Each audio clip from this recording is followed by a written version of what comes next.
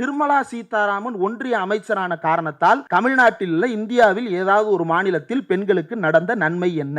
No answer. குடியரசுத் தலைவராக ஒரு பெண் இருக்கும் காரணத்தால், அவர் பழங்குடியினத்தவராக இருக்கும் காரணத்தால் பழங்குடிகளுக்கு நடந்த நன்மை என்ன, பெண்களுக்கு நடந்த நன்மை என்ன? No answer. ஏன்னா அப்படி ஒரு ஆன்சர் நீங்க தேடி போனா கிடைக்காது. இப்படி ஊறுகாய் போடுற எத்தனை பேருக்கு அவர் இருக்கக்கூடிய இன்றைய பொசிஷன் கிடைச்சிருக்குது? இப்படி ஊறுகாய் போடுற எத்தனை பேரு ராஜ்யசபாக்குள்ள போயிருக்க முடிஞ்சது? இப்படி ஊறுகாய் போடுற எத்தனை பேரு ஒன்றிய அமைச்சராக எந்த தேர்தலையும் போட்டியிடாமலே வந்து சேர முடியுது? இப்படி ஊறுகாய் போடுற எத்தனை பேரு என்கிட்ட தேர்தலில் போட்டியிட காசு இல்ல அப்படின்னு வெளிப்படையா இப்ப மற்றவன்லாம் காசு வச்சிருக்கான்னு சொல்ல வரீங்களா? என்ன அர்த்தத்துக்கு சொல்ல வரீங்கன்றது புரியாம பேச முடியுது. இப்படி ஊறுகாய் போடுற எத்தனை பேரு உண்டியல்ல போய் கோயிலுக்கு போய் உண்டியல்ல காசு போடான்னு சொல்ல முடியுது. இப்படி ஊறுகாய் போடுற எத்தனை பேரு இந்த மேடையில ஒரு டேட்டா அடுத்த மேடையில அந்த டேட்டாவே அப்படியே மாத்தி சொல்ல முடியுது. அப்ப இந்த ஊறுகாய் போடுறது அப்படின்றது வந்து யார ஊறுகாய் போட்டாங்க அப்படின்னு கேட்கணும். எதை ஊறுகாய் போட்டீங்கன்னு தானே கேட்பீங்க. நீங்க யார ஊறுகாய் போட்டீங்க அப்படின்னு. ஊறுகாய் போட்டுட்டே இருக்கண்டாம்பி அப்படின்றதுதான் பதிலாக நமக்கு கிடைக்கிறது. கோயில் சொத்துக்கள் இருக்கு இல்லையா?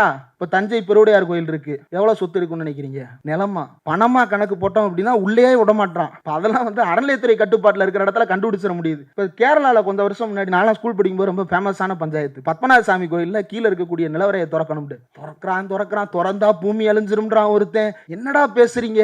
அருந்ததி படத்துல பார்த்ததெல்லாம் டிவில நியூஸ்ல பேசிட்டு இருக்கீங்களான்ற மாதிரி இருந்துச்சு. அப்படி கடைசியில திறந்து கணக்கு போட்டாங்கன்னு வைங்க, அதை திறக்க விடாம அவ்வளவு போராட்டம் பண்றான். லேண்டை தான் நம்மளால கணக்கு பண்ண முடியுது. லேண்டை கணக்கு பண்ணோம் அப்படின்னா எனக்கு தெரிஞ்சு நான் படிச்ச டேட்டா படி 41,000 ஏக்கருக்கு மேல ஒரு கோயிலுக்கு இருக்கு. இந்தியாவிலேயே அதிக நிலம் வைத்திருக்கக்கூடிய கோயில்கள் இருக்கக்கூடிய ஒரே மாநிலம் தமிழ்நாடு தான். அதனாலதான் தமிழ்நாடு அறநிலையத்துறை அழிக்கணும்னு ஓடி ஓடி வர்றான். ராமர் வாழ்க என்று பேசியிருந்தால் பல அதிகாரங்களையும் பல உயரங்களையும் போய் தொட்டிருக்க முடியும். ஆனால் அப்படியானதை செய்யவில்லை. மாறாக முதலமைச்சராக இருந்த ஒருவர் எந்த மாநிலத்திலையும் இன்னைக்கு ஒரு முதலமைச்சர் ராமர் என்ன இன்ஜினியரா அவர் வாழ்ந்ததாக ஆதாரம் இருக்கா? முதலமைச்சர்களை விடுங்க, இப்ப இந்த கேமராவை பார்த்தாலே பக்குன்னு தான் இருக்கு. இத பேசும் போதே அவர் பேசினாருன்றதை விட்டுட்டு நான் பேசினேன்றதை கட் பண்ணி போட்டு எப்படி வைரல் பண்ணுவாங்க, அதை எப்படி எதிர்கொள்ளலான்றது மண்டைக்குள்ள ஓடிக்கிட்டே இருக்குது. இப்படியான ஒரு அச்ச உணர்வுக்குள் நம்மை தள்ளி இருக்கக்கூடிய ஒரு காலகட்டத்தில் இருக்கிறோம். இதை விட இன்னும் தீவிரமாக நேரடியாக பாபர் மசூதி இடிக்கப்படுகிறது.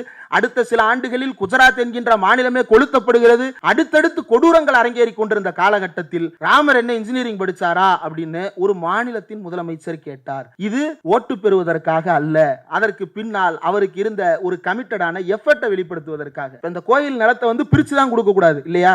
நிலத்தை கொடுக்க கூடாதுன்னு சொல்லிட்ட. சரிடா, கோயிலுக்கு பணம் வருதுடா, வருமானம் வருது. அந்த பணத்துல என்ன பண்ணலாம்? என்னங்க பண்ணலாம்? ஒரு ஸ்கூல் கட்டலாமா? ஒரு காலேஜ் கட்டலாமா? ஒரு மண்டபம் கட்டுவோம். ஸ்கூல் காலேஜாவது ஏதோ வர்றவங்க போறவங்க மண்டபம் கட்டுவோம். மண்டபம் வந்து ரிலீஜியஸ் அஃபேர் தானே. யாரு வந்து கபாலீஸ்வரர் மண்டபத்துல வந்து ஒரு கிறிஸ்டியன் திருமணத்தை வைக்க போறது கிடையாது. வைக்கணும் அப்படி யாரும் விரும்பி வரப்போறது கிடையாது. நான் ஏன்டா இங்க வைக்கிறேன், நான் சர்ச்சில் வச்சு வேலையை முடிச்சு போயிருவேன்டான்னு போயிருவாங்க. அவங்க விடுங்க. இப்ப செலவு பண்றதுக்கு தயாராக லட்சமா கொட்டுவதற்கு தயாராக இப்ப உண்டியல்லையாவது 100 ரூபா தான் போடுவான். நீங்க மண்டபம் கட்டினீங்கன்னா மண்டபத்துல 5 லட்சம் ரூபா கொடுப்பான். அப்ப எது கோயிலுக்கு வருமானத்தை அதிகரிக்கும்? இது அது எங்க போகுது? திருப்பி கோயிலுக்கு தானே போகுது. ஏன்னா வெளியே எடுக்க விட மாட்டான். HRNC வந்து என்னைக்குமே அந்த காசு HRNCனா கோயில் வந்து என்னைக்குமே உள்ள இருக்கிற காசு வெளியே போக விடாது. அது கோயிலுக்கே சொந்தம். அதை யார் உறுதிப்படுத்துவா? உச்சநீதிமன்ற தலைமை நீதிபதி வந்து உறுதிப்படுத்துவார். பல வகைகளில் உறுதிப்படுத்துவார். அதெல்லாம் சொல்றேன். கோயில் நிலத்துல என்ன பண்ணலாம் அப்படின்னா ஒரு முக்கியமான விஷயத்தை கொண்டு வராங்க. என்னன்னா சமீபத்தில் இந்த அரசு கோயில் நிதியில் திருமண மண்டபம் கட்டுவதற்கான ஒரு முயற்சியை கையில் எடுப்பதாக அறிவிக்கிறது. உடனே கேஸ் போடுறான். கேஸ் போட்டு யாரு? இந்து பிரச்சாரகர் பேரு வேண்டாம். கேஸ் என்ன கேஸ்? திருமண மண்டபம் கட்டக்கூடாது. உடனே என்ன? கட்டுவதற்கு இடைக்கால தடை. உடனே இடைக்கால தடை. விளக்கம் கேட்கிறது, நோட்டீஸ் கொடுக்கிறது அதெல்லாம் கிடையாது. உடனே இடைக்கால தடை தான். இன்ட்ரீம் ஆர்டர் கொடுத்து போயிட்டே இருக்கிறது. அடுத்து இது இப்ப இந்த ஜூன் மாசம் நடந்துட்டு இருக்கிறது. போன ஏப்ரல் மாசம் கோவில் நிதியில் கல்லூரி கட்ட எதிர்ப்பு பெட்டிஷனை பாருங்க. பெட்டிஷன் போடுறவன்லாம் யாரு? இந்து பிரச்சாரகர். இன்னொருத்தர் ஆலய வழிபாட்டாளர் சங்கம். இப்படிதான் கேஸே போடுவான். இப்போ கலைஞர் இங்க நில உற்சவரம்பு சட்டத்தை திட்டமிடுகிறார் என்பதை தெரிந்து கொண்டு உடனே அன்றைக்கு இருந்த பண்ணையார்கள் என்ன செய்தார்கள் என்றால் உடனடியாக ஓடி போய் அவர்களே தங்கள் பண்ணையில் அடிமைகளாக வேலை செய்கிறவர்கள் பெயரில் பத்திரத்தை ரெடி பண்ணி அந்த பத்திரத்தில் அவனுடைய கை நாட்டை உருட்டி வாங்கி நாங்களே பிரிச்சு கொடுத்துட்டோம், எங்க பேர்ல லேண்டே கிடையாது அப்படின்னு ஏமாற்றி அரசாங்கத்திற்கு விரோதமான பல்வேறு விஷயங்களை தொடர்ந்து செய்தார்கள். அப்போ இந்த நிலம் என்கின்ற விஷயத்தில் தொடர்ந்து இந்த சமூகத்தில் ஒரு ஏகாதிபத்திய அழுத்தம் இருந்து கொண்டே இருக்கிறது. எப்ப இருந்து? கலைஞர் ஆட்சிக்கு வருகின்ற 1969 இருந்து. அவர் கோயில் நிலத்தை மக்களுக்கு பிரிச்சு கொடுக்க நினைச்சா தடை. மக்களிடம் இருக்கக்கூடிய முதலாளிகளிடம் குவிந்து இருக்கக்கூடிய சும்மா கொடுக்கல. 15 ஸ்டாண்டர்ட் ஏக்கரை நீ வச்சுக்க, மீதி இருக்கக்கூடியதை மக்களுக்கு அவங்க உழைத்தது போக இன்றைக்கு மீதி என்ன தொகை கட்டணுமோ அதை கட்டி அவங்க எடுத்துக்கிட்டோம்னு சொல்றாரு. அதை முடியாது என்று அவங்களே மாத்துறாங்க. மாத்தி அந்த நில உச்சவரம்பு சட்டத்தையே நீர்த்து போக வைக்கிறார்கள். எந்த அரசியலமைப்பு சட்டப்படி, எந்த அரசு சட்டத்தின்படி நாம ஒரு விஷயத்தை செய்யணும் நினைக்கிறோமோ அதை அதன் வழியிலேயே படுகொலியில் தள்ளுவதற்கான வேலையை இந்த சமூகத்தில் இருக்கக்கூடிய ஆதிக்கங்கள், ஆதிக்க சாதியை சேர்ந்தவர்கள் தொடர்ந்து செய்து கொண்டே வந்திருக்கிறார்கள் அப்படின்றது ரொம்ப முக்கியமானது. அப்போ இது ஏன் செய்யணும்? இந்த நில சீர்திருத்தத்தை செய்ய வேண்டியதன் அவசியம் என்ன? கலைஞர் கடைசி வரை அதை செய்து கொண்டே இருந்தார். கடைசியா அவர் ஆட்சியில் இருந்த 2006-11 வரைக்கும் அவர் என்ன செஞ்சார் அப்படின்னா, கடைசியில் அரசிடம் இருக்கக்கூடிய நிலங்களையே நிலமில்லாத ஏழைகளுக்கு 2 ஏக்கர் வீட்டுமனை பட்டா என்று லட்சக்கணக்கான பேருக்கு பட்டாவை பிரிச்சு கொடுத்துட்டு தான் அவர் போனார். ஒண்ணுல்ல, பீகாரிகள் தமிழ்நாட்டில் வந்து வேலையில் இருக்கிறார்கள். நம்ம எல்லாருக்கும் தெரிஞ்ச விஷயம் தான். நிறைய பேர் வேலை பார்க்கறாங்க. முதல்லையாவது அவன் ஹிந்தியில பேசினா நம்ம அவன்கிட்ட ஹிந்தியில பேசுறதுக்கு சிரமப்பட்டு பானிபூரிக்கு நம்ம ஹிந்தி கத்துக்கலாம்னு சொல்லி பேசிட்டு இருந்தாங்க. இப்ப நல்லா அவனே தமிழ் பேசுறான். அன்னைக்கு ஒரு ஆபீஸ் போயிருந்தேன். எங்க ஆபீஸ் பக்கத்துல கீழே ஒரு நேபாளி அவர் வந்து நைட் 2 மணிக்கு நான் கதவை திறந்து வெளியே போறேன், பையா எப்ப திருப்பி வருவீங்க அப்படின்னாரு. இதெல்லாம் வழக்கமான வார்த்தை. எப்ப வருவ அப்படின்னாரு. ஒரு 15 மினிட்ஸ் அப்படின்னு.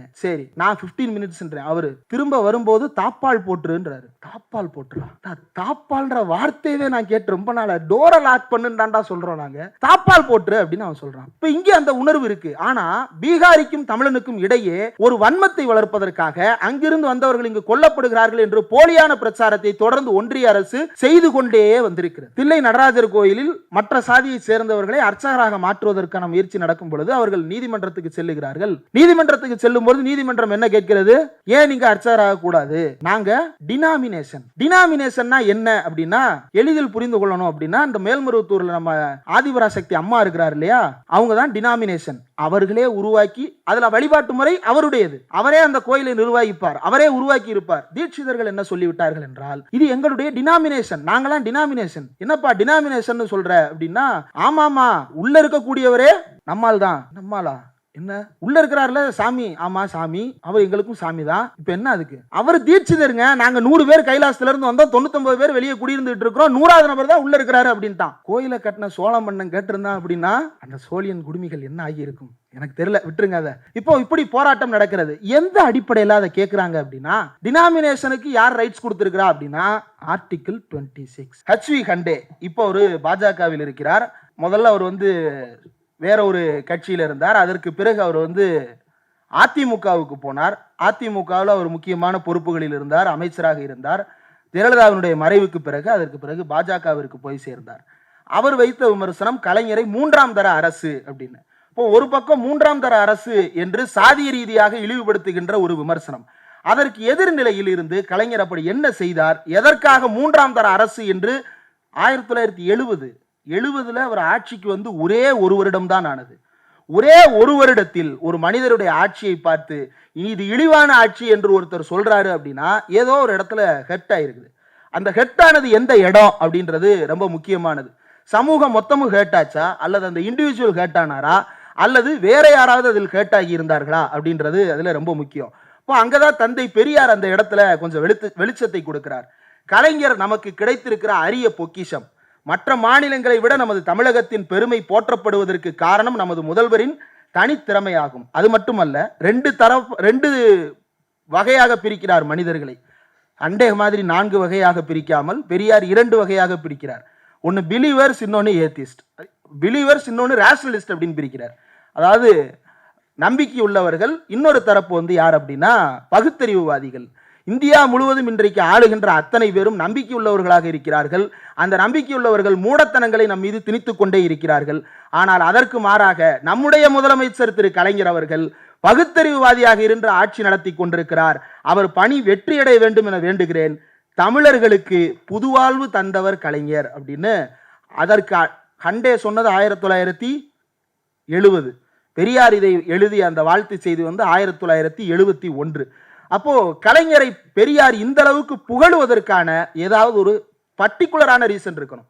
ஒரு எதிர்கட்சிக்கார நம்மால பார்த்து திட்டான் அப்படின்னா அப்ப நம்மால் சரியாதான் செஞ்சிருக்கிறான் அப்படின்ற அந்த பொதுவான புரிதலை தாண்டி ஏதோ ஒரு அடிப்படையான ஆழமான ஒரு விஷயத்தை பெரியார் கலைஞரிடத்தில் பார்த்திருக்கிறார். சில இடங்கள்ல அண்ணாவுக்கு மேலே வைத்து கலைஞரை பெரியார் புகழ்ந்திருக்கிறார். அது பெரியாருடைய எழுத்துக்கள்ல பல இடங்கள்ல பார்க்க முடியும். அதை வந்து ஏன் சொன்னார் அப்படின்ற அந்த காரணம் ரொம்ப முக்கியமானது. கட்டை விரலோ தலையோ காணிக்கையாக இந்நாளில் எவனும் கேட்டால் பட்டை உரியும் சுடுகாட்டில் அவன் கட்டை வேகும். அவங்க ஒரு வணிக நிறுவனம் அப்படின்றதுனால அந்த சுடுகாட்டில் கட்டை வைக்கின்ற பகுதியை வந்து அவர்கள் தவிர்த்து விட்டார்கள்.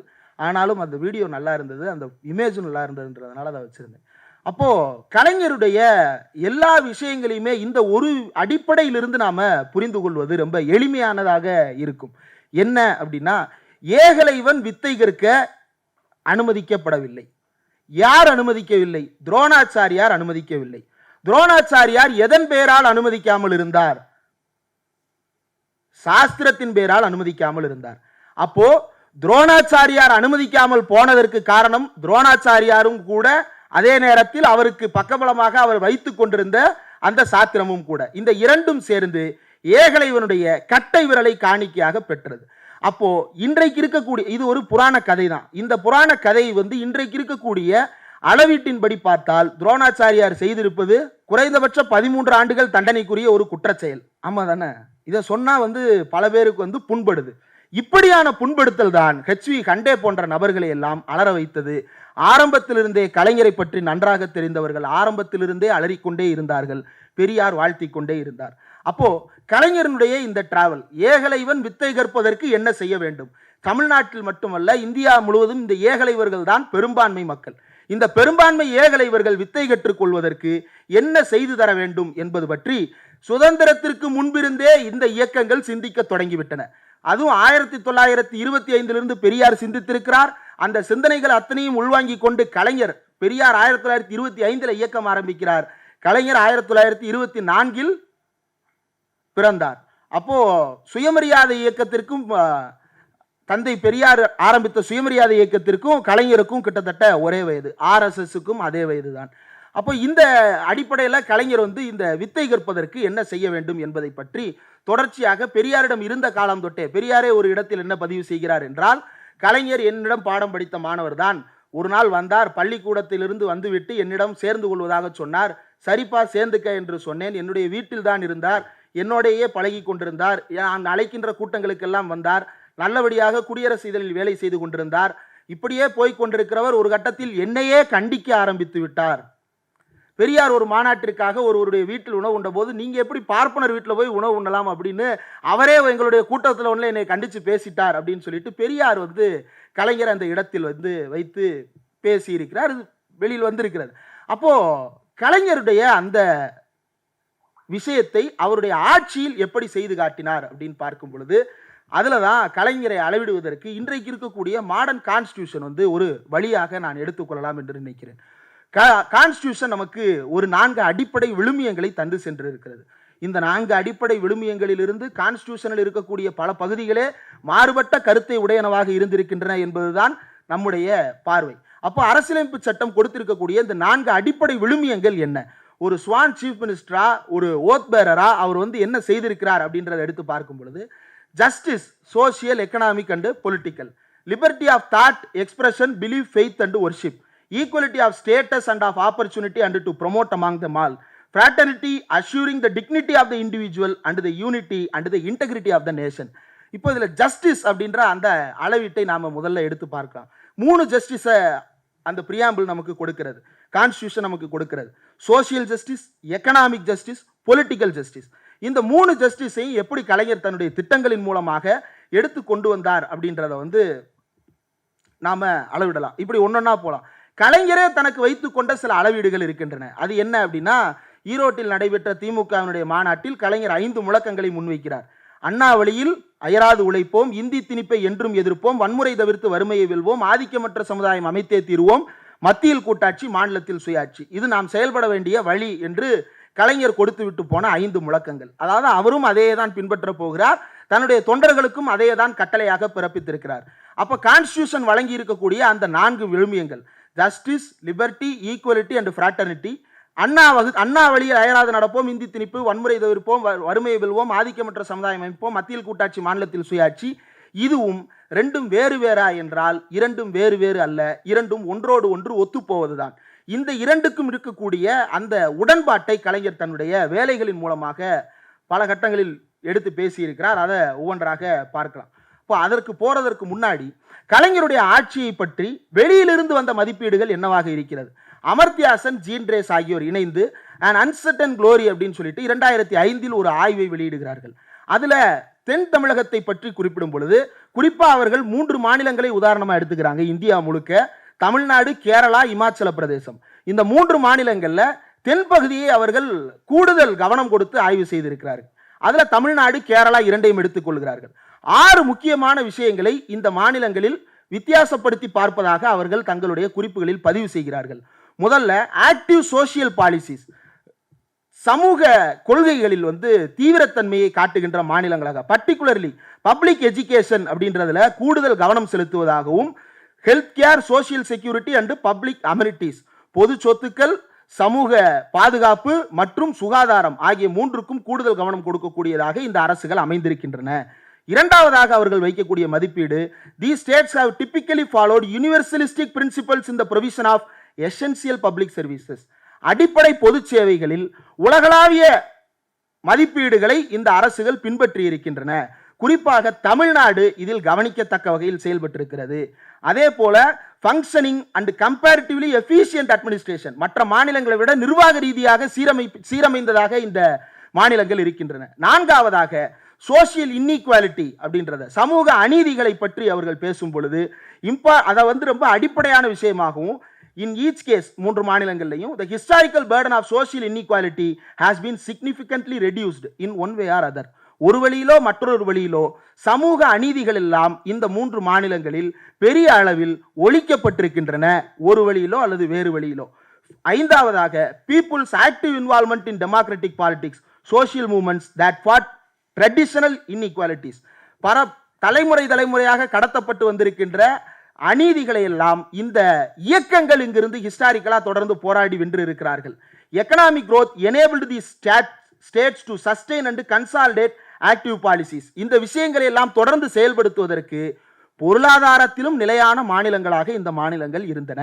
இந்த 6 ரொம்ப முக்கியமான அடிப்படை.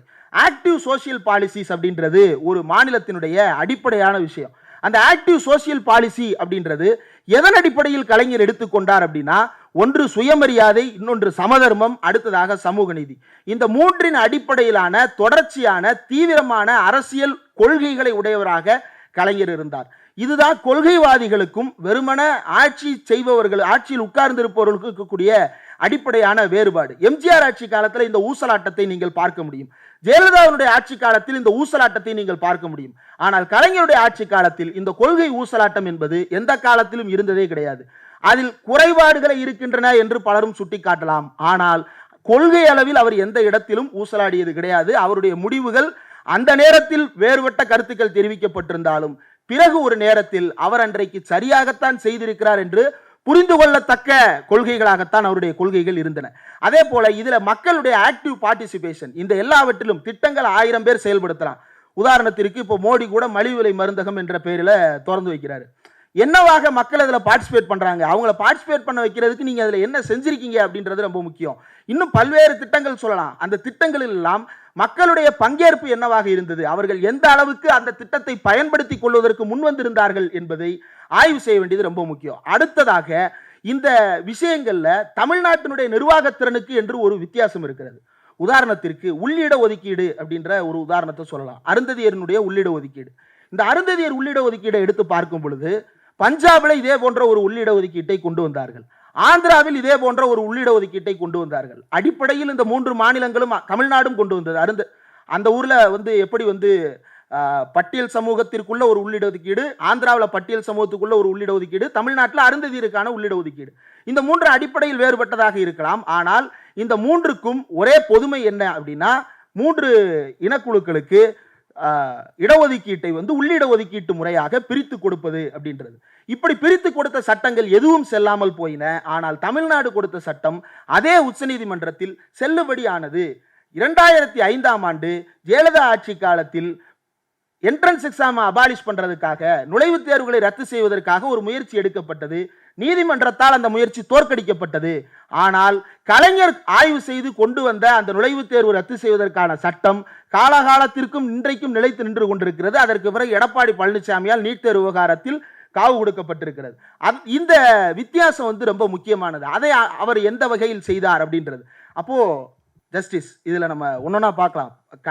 ஜஸ்டிஸ் அப்படின்றது சோசியல், எக்கனாமிக்கல், பொலிட்டிக்கல் அப்படின்ற வாஸ்டான டாபிக்ஸ்ல இருந்தாலும் அதை கல்வி, உணவு, சுகாதாரம், நிலம், உறைவிடம், பொது நிலையங்கள் உள்ளிட்ட தலைப்புகளாக நாம இதை பிரித்து பார்க்கலாம்.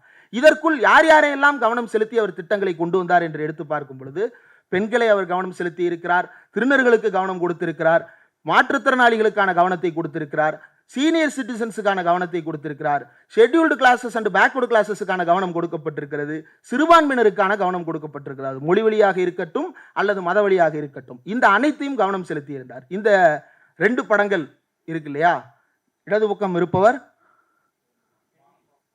கொஞ்சம் போரிங்கா இருக்கிறதுனால தான் போர் அடிக்கும் போது போட்டோ வர மாதிரி செட் பண்ணிட்டு கொண்டு வந்திருக்கேன். அவங்க யாரு என்னன்ற அளவுக்கு நம்மளுக்கு தெரிஞ்சிருக்கு. அவங்க நிர்மலா சீதாராமன். இந்த பக்கம் இருக்கிறவங்க யாரோ ஒரு பெண் இல்லையா, ஏதோ ஒரு தலைமை கழக பேச்சாளரை போல இருக்கிறாங்க, அப்படித்தானே தெரியுறாங்க. ஏதோ ஒரு மேடையில் பேசிட்டு இருக்கிறாங்க, யாரோ ஒரு பெண். இப்போ இந்த 2 பேருக்கும் இருக்கக்கூடிய ஒரு வித்தியாசத்தை நம்ம புரிந்து கொள்ள வேண்டும். இவரு என்ன சொல்லுவார், I came from a humble background. Humble background, நாங்கள் எவ்வளோ கஷ்டப்பட்டு வளர்ந்தோம் தெரியுமா, அப்படியெல்லாம் கீழே இருந்து யாரோ சொன்னது போல ஊறுகாவெல்லாம் போட்டு அவர் படித்து முன்னேறி வந்திருக்கிறார். இப்படி ஊறுகாய் போடுற எத்தனை பேருக்கு அவர் இருக்கக்கூடிய இன்றைய பொசிஷன் கிடைச்சிருக்குது? இப்படி ஊறுகாய் போடுற எத்தனை பேர் ராஜ்யசபாக்குள்ள போயிருக்க முடிஞ்சது? இப்படி ஊறுகாய் போடுற எத்தனை பேர் ஒன்றிய அமைச்சராக எந்த தேர்தலையும் போட்டியிடாமலே வந்து சேர முடியுது? இப்படி ஊறுகாய் போடுற எத்தனை பேர் என்கிட்ட தேர்தலில் போட்டியிட காசு இல்லை அப்படின்னு வெளிப்படையா, இப்போ மற்றவன்லாம் காசு வச்சிருக்கிறான்னு சொல்ல வரீங்களா, என்ன அர்த்தத்துக்கு சொல்ல வரீங்கன்றதே புரியாமல் பேச முடியுது. இப்படி ஊறுகாய் போடுற எத்தனை பேர் உண்டியலில் போய் கோயிலுக்கு போய் உண்டியலில் காசு போடான்னு சொல்ல முடியுது? இப்படி ஊறுகாய் போடுற எத்தனை பேர் இந்த மேடையில் ஒரு டேட்டா அடுத்த மேடையில் அந்த டேட்டாவே அப்படியே மாற்றி சொல்ல முடியுது? அப்போ இந்த ஊறுகாய் போடுறது அப்படின்றது யாரை ஊறுகாய் போட்டாங்க அப்படின்னு கேட்கணும். நம்ம எதை ஊறுகாய் போட்டீங்கன்னு தானே கேட்பீங்க. நீங்கள் யாரை ஊறுகாய் போட்டீங்க அப்படின்னு, ஊறுகாய் போட்டுட்டே இருக்கண்டா அம்பி அப்படின்றது தான் பதிலாக நமக்கு கிடைக்கிறது. அப்போ இந்த பக்கம் இருக்கிற அந்த அம்மா யார்? இப்போ பெண்களுடைய முன்னேற்றம் அப்படின்னு வரும்பொழுது பாஜக தொடர்ந்து நம் மத்தியில் சொல்லுகின்ற ஒரு உதாரணம் என்ன அப்படின்னா, நாங்கள் ஒரு பெண்ணை, முதல்ல பெண், அதற்கு பிறகு ஒரு கைம்பெண், அதற்கு பிறகு அவர் பழங்குடியின பெண், இப்படி ஒவ்வொரு லேயர்லையும் நம்மகிட்ட டயலாக் பேசுவான். முதல்ல அவங்க பெண் என்பதால் நாங்கள் குடியரசுத் தலைவராக ஆக்கி இருக்கிறோம் அப்படின்னு சொல்லிட்டு போடுவாங்க. அதே போல ஒரு பெண்ணை நாங்கள் இந்த அமைச்சராக வைத்திருக்கிறோம், அந்த அமைச்சராக வைத்திருக்கிறோம். ஆனால் இது சமூகத்தில் யாருக்காவது எந்த வகையில், நிர்மலா சீதாராமன் ஒன்றிய அமைச்சரான காரணத்தால் தமிழ்நாட்டில் உள்ள இந்தியாவில் ஏதாவது ஒரு மாநிலத்தில் பெண்களுக்கு நடந்த நன்மை என்ன? No answer. குடியரசுத் தலைவராக ஒரு பெண் இருக்கும் காரணத்தால், அவர் பழங்குடியினத்தவராக இருக்கும் காரணத்தால் பழங்குடிகளுக்கு நடந்த நன்மை என்ன, பெண்களுக்கு நடந்த நன்மை என்ன? No answer. ஏன்னா அப்படி ஒரு ஆன்சர் நீங்க தேடி போனா கிடைக்காது. அது ரோட் நாட் டேக்கன் கிடையாது, ரோட் நாட் இட் இஸ். அது ரோடே கிடையாது. ரோடே இல்லாத ஒரு இடத்துல முட்டுச்சந்தில் நின்று வேடிக்கை பார்ப்பது போலத்தான் இருக்கும். நிர்மலா சீதாராமன் ஒன்றிய அமைச்சரானதால் கிடைத்தது அல்ல. நிர்மலா சீதாராமன் ராஜ்யசபாவுக்கு போனதால் நடந்தது அல்ல. திரௌபதி முர்மு குடியரசுத் தலைவர் மாளிகையை அலங்கரிப்பதால் வந்தது அல்ல. தமிழ்நாட்டிலிருந்து ஏதோ ஒரு கிராமத்தில், அவர் பிறந்திருக்காவிட்டால் அந்த ஊரின் பெயரே தெரிந்திருக்காது என்கின்ற ஒரு ஊரில் பிறந்து தமிழ்நாட்டினுடைய முதலமைச்சராக மாறிய ஒரு சாமானியர் கலைஞரால் மாற்றப்பட்ட ஒரு பெண்ணினுடைய வாழ்க்கை தான் இதற்கு நம் கண் முன்னாடி இருக்கக்கூடிய உதாரணம். இந்த பெண் சொல்லக்கூடிய கதையில ஒரு முக்கியமான விஷயம் என்ன அப்படின்னா, தன்னுடைய சொந்த சாதியால் கைவிடப்பட்டவர், தன்னுடைய சொந்த கணவரால் கைவிடப்பட்டவர், அக்கம் பக்கத்தார் ஆகிய சுற்றத்தாரால் கைவிடப்பட்டவர், ஒரு பொது மருத்துவமனையால் கொஞ்சம் வாழ்வதற்காக கண் திறந்து விடப்பட்டவர். அதற்கு பிறகு எப்படி வாழ்வது என்று தெரியாத நிலையில் இருந்த ஒரு பெண்ணுக்கு வாழுவதற்கான நம்பிக்கையை கொடுத்து, மகளிர் சுய உதவி குழு என்கின்ற பெயரில் இந்தியாவில் வேறு எந்த மாநிலமும் முயற்சித்து கூட பார்க்க முன்வராத திட்டங்களை எல்லாம் தமிழ்நாட்டில் மகளிர் சுய உதவி குழுக்களின் மூலம், சுய உதவி குழு அப்படின்னா வெறுமன சுய உதவி குழுன்றது இல்லை, சுய உதவி குழுக்கள்ல இருந்து அவர்களுக்கு தனிப்பட்ட முறையில் கடன், அவர்கள் தொழில் தொடங்குவதற்கான கடன், நகர்ப்புறங்களில் சுய உதவி குழுக்கள், மகளிர் சுய உதவியில சுழல் நிதி, அவங்களுக்குள்ளேயே அவங்க பணத்தை ரொட்டேட் பண்ணிக்கிறதுக்கான வழிமுறைகள் என்று பெண்களுடைய முன்னேற்றத்திற்கு இந்த ஒரு சிறிய திட்டம் ஏற்படுத்தி இருக்கக்கூடிய மாற்றம் என்பது இந்தியாவினுடைய அரசியல் வரலாற்றில் வேறு எந்த மாநிலமும் பெண்களுக்கு செய்ததை விட, மற்ற மாநிலங்களில் என்ன நடக்குது அப்படின்னா, கைம்பெண்களாக மாறியவர்களுக்கு எங்க வாழ்றதுன்னு தெரியல, அதனால அவங்களையெல்லாம் கொண்டு போய் அடைக்கிறதுக்கு ஒரு மடம் கட்டணும் அப்படின்னு திட்டமிட்டு கொண்டிருக்கின்ற ஒரு நாட்டில் அவர்களை நீ மடத்துக்குள்ள அடைக்க தேவையில்லை, அவர்களுக்கு தேவையான வழியை உருவாக்கினால் அவர்கள் எங்கு வாழ வேண்டும் என்பதை அவர்களே தீர்மானித்துக் கொள்ளுவார்கள் என்கின்ற அடிப்படையில் கொண்டு வரப்பட்ட திட்டம் தான் இந்த மகளிர் சுய உதவிக்குழு திட்டம். இது ஒன்று. ரெண்டாவது, அவர் அந்த சட்டக்கல்லூரி டேட்டா ரொம்ப முக்கியமானது. 2008 சட்டக்கல்லூரியில் அருந்ததியர் சமூகத்திலிருந்து 8 பேர் 6 பேர் 8 பேர் போயிருக்கிறார்கள். 2009 60 பேர் போயிருக்கிறார்கள். அப்படியே பல மடங்காக அது மாறுகிறது. இந்த திட்டத்தை சட்டப்பேரவையில் அறிவிக்கும் பொழுது கலைஞர் சட்டப்பேரவையில் இல்லை. அவர் உடல்நலம் சரியில்லாமல் மருத்துவமனையில் இருக்கிறார். பொதுவாக நலத்திட்டங்கள் என்று வரும் பொழுதோ அல்லது குறிப்பாக இடஒதுக்கீடு என்று வரும் பொழுதோ, இடஒதுக்கீடு அப்படின்ற அந்த கான்டெக்ஸ்டுக்குள்ள இடபிள்யூஎஸ்க்கு பிறகுதான் பிஜேபி இன்றைக்கு பேசவே உள்ள வந்திருக்கிறான். அதுக்கு முன்னாடி வரைக்கும் பிஜேபியினுடைய கான்டெக்ஸ்ட் என்ன? இது appeasement, minority appeasement, OBC appeasement, SC ST appeasement. ஏன் ஒரு காலத்தில் காங்கிரசினுடைய நிலைப்பாடே அப்படியாகத்தான் இருந்தது. அப்போ இப்படி இருந்த ஒரு இடம் இது உண்மையிலேயே ஓட்டுக்களை அவர்களுக்கு தேற்றி தருமா? தமிழ்நாட்டிலேயே 60 லட்சம் பேர் தான் இருக்கிறார்கள். அவர்களை நீங்க தொகுதி வாரியா எடுத்து பார்த்தீங்க அப்படின்னா விரல் விட்டு எண்ணக்கூடிய அளவில் பல இடங்களில் அவர்கள் வாழ்ந்து கொண்டிருக்கிறார்கள். அப்படி இருக்கக்கூடிய ஒரு சமூகத்திற்கு நான் அதை செய்யணும், என் பேர் அதில் நிற்கணும் அப்படின்னு நினைச்சிருந்தார் அப்படின்னா சட்டப்பேரவையில் நான் வர்ற வரைக்கும் மசோதாவை பெண்டிங்ல போடு அப்படின்னு நிப்பாட்டி வச்சிருந்திருக்க முடியும். ஆனா திரு ஜக்கையன் அவர்கள் சொல்லுகிறார், 2009க்குள்ள அந்த சட்டத்தை நடைமுறைப்படுத்தணும், நீங்க அறிமுகப்படுத்திருங்க சட்டப்பேரவையில் அப்படின்னு. அதை சட்டமாக்கி விட்டுத்தான் அதற்கு பிறகு ஒரு கூட்டத்தை ஆர்கனைஸ் பண்ணி அந்த கூட்டத்தில் இந்த இடஒதுக்கீட்டினுடைய உரிமையை பெற்றுத்தந்ததை பற்றி, அதனுடைய மகிழ்ச்சியை பற்றி கலைஞர் பகிர்ந்து கொள்கிறார். அந்த மேடையில் கலைஞர் பேசுனது ரொம்ப முக்கியமானது. நானே எனக்கு கொடுத்து கொண்ட இடஒதுக்கீடாக இதை நான் கருதுகிறேன் அப்படின்னு அவர் அந்த கூட்டத்தில் பேசியிருந்தார். அப்போ அந்த மக்களில் ஒருவராக தன்னை வைத்து பார்க்கக்கூடிய அந்த தனிப்பட்ட நபரினுடைய பண்பு என்பதை தாண்டி ஒரு சமூகத்தை ஏற்றம் மிகுந்த பாதையில் பயணிக்க வைக்க வேண்டும் என்கின்ற அந்த உத்வேகம் தான் கலைஞரை தொடர்ந்து இயக்கி கொண்டே இருந்தது. கலைஞருடைய எல்லா திட்டங்களுக்கு பின்னாலும் இப்படி சமூகத்தால் புறந்தள்ளப்பட்ட ஒடுக்கப்பட்ட ஏதோ ஒரு குழுவினுடைய பிரதிநிதியாகவே கலைஞர் தொடர்ந்து செயல்பட்டு கொண்டிருந்தார். எந்த காலத்திலும் எதை செய்தால் பெரும்பான்மைவாதம் நமக்கு கிடைக்குமோ அதை செய்ய மறுத்து கொண்டே இருந்தவர் கலைஞர். அதை ஈஸியாக செஞ்சிட முடியும். ஒரு பெரும்பான்மைவாதத்தின் அடிப்படையில் பல விஷயங்களை அவரால் செய்திருக்க முடியும். ஆனால் அவர் செய்யவில்லை. ராமர் வாழ்க என்று பேசியிருந்தால் பல அதிகாரங்களையும் பல உயரங்களையும் போய் தொட்டிருக்க முடியும். ஆனால் அப்படியானதை செய்யவில்லை. மாறாக முதலமைச்சராக இருந்த ஒருவர், எந்த மாநிலத்திலையும் இன்னைக்கு ஒரு முதலமைச்சர் ராமர் என்ன இன்ஜினியரா, அவர் வாழ்ந்ததாக ஆதாரம் இருக்கா? முதலமைச்சர்களை விடுங்க, இப்ப இந்த கேமராவை பார்த்தாலே பக்குன்னு தான் இருக்கு. இதை பேசும்போதே அவர் பேசினாருன்றதை விட்டுட்டு நான் பேசினேன்றதை கட் பண்ணி போட்டு எப்படி வைரல் பண்ணுவாங்க, அதை எப்படி எதிர்கொள்ளலான்றது மண்டைக்குள்ள ஓடிக்கிட்டே இருக்குது. இப்படியான ஒரு அச்ச உணர்வுக்குள் நம்மை தள்ளி இருக்கக்கூடிய ஒரு காலகட்டத்தில் இருக்கிறோம். இதை விட இன்னும் தீவிரமாக நேரடியாக பாபர் மசூதி இடிக்கப்படுகிறது. அடுத்த சில ஆண்டுகளில் குஜராத் என்கின்ற மாநிலமே கொளுத்தப்படுகிறது. அடுத்தடுத்து கொடூரங்கள் அரங்கேறி கொண்டிருந்த காலகட்டத்தில் ராமர் என்ன இன்ஜினியரிங் படிச்சாரா அப்படின்னு ஒரு மாநிலத்தின் முதலமைச்சர் கேட்டார். இது ஓட்டு பெறுவதற்காக அல்ல, அதற்கு பின்னால் அவருக்கு இருந்த ஒரு கமிட்டடான எஃபர்ட்டை வெளிப்படுத்துவதற்காக. அப்போ இதை தாண்டி தமிழ்நாட்டில் இந்த சமூக நீதியை சாத்தியப்படுத்துவதற்கு செய்யப்பட்ட முக்கியமான முயற்சிகளில் ஒன்று பிரைமரி ஹெல்த் சென்டர். இது பிரைமரி ஹெல்த் சென்டர்ஸினுடைய ஒரு தோராயமான மதிப்பீடு. அதில் நீங்கள் கீழே 1952லேயே இந்தியாவில் பிரைமரி ஹெல்த் சென்டர் என்கின்ற கான்செப்டை பலரும் யோசிக்கிறாங்க, கம்யூனிட்டி டெவலப்மெண்ட் அப்படின்ற பேரில். ஆனால் அதில் கலைஞருடைய பெர்ஃபார்மன்ஸ் எங்கே முக்கியத்துவம் பெறுகிறது அப்படின்னா, இந்த கிராஃபில் ஒவ்வொரு டாட்டும் பாருங்கள், 2வது டாட்ல இருந்து பாருங்கள், ஒவ்வொரு டாட்டும் திமுகவினுடைய ஆட்சி காலம். அந்த ஒவ்வொரு டாட்லையும் நம்பர் ஆஃப் பிரைமரி ஹெல்த் சென்டர்ஸினுடைய எண்ணிக்கை என்பது அந்த கிராஃப் எங்கே போயிருக்கணும்? 1960க்கும் 70க்கும் நடுவில் இருக்கிற அந்த பாயிண்ட் எங்கே போயிருக்கணும்?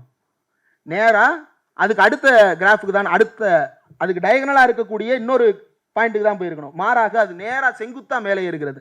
அப்போ இந்த பிரைமரி ஹெல்த் சென்டர்ஸை கலைஞர் எதற்காக உருவாக்கினார்? அந்த பிரைமரி ஹெல்த் சென்டரை எப்படி தமிழ்நாட்டில் வெற்றிகரமாக திட்டமாக சாத்தியப்படுத்தி காட்டினார் என்பது ரொம்ப முக்கியமானது. பொதுவாக ஒரு திட்டம் வருது அப்படின்னா அந்த திட்டம் வெறுமனே அந்த துறையின் கீழே செயல்படக்கூடிய திட்டமாக மட்டும் இருப்பதில்லை. பல்வேறு துறைகள் கோஆர்டினேட் பண்ண வேண்டிய திட்டமாகத்தான் அது இருக்கும். அதே போல மருத்துவத்துறை திட்டத்தின் கீழே அவர் என்னவா மாத்துறாரு அப்படின்னா, இந்த பிரைமரி ஹெல்த் சென்டர் அப்படின்ற அந்த கான்செப்டை எப்படியாவது வெற்றி திட்டமாக மாற்ற வேண்டும் என்கின்ற அந்த வேகத்தில் அவர் செய்த முயற்சிகள் என்பது இந்தியாவையே இன்றைக்கு திரும்பி பார்க்க வைக்கின்ற முயற்சிகள்.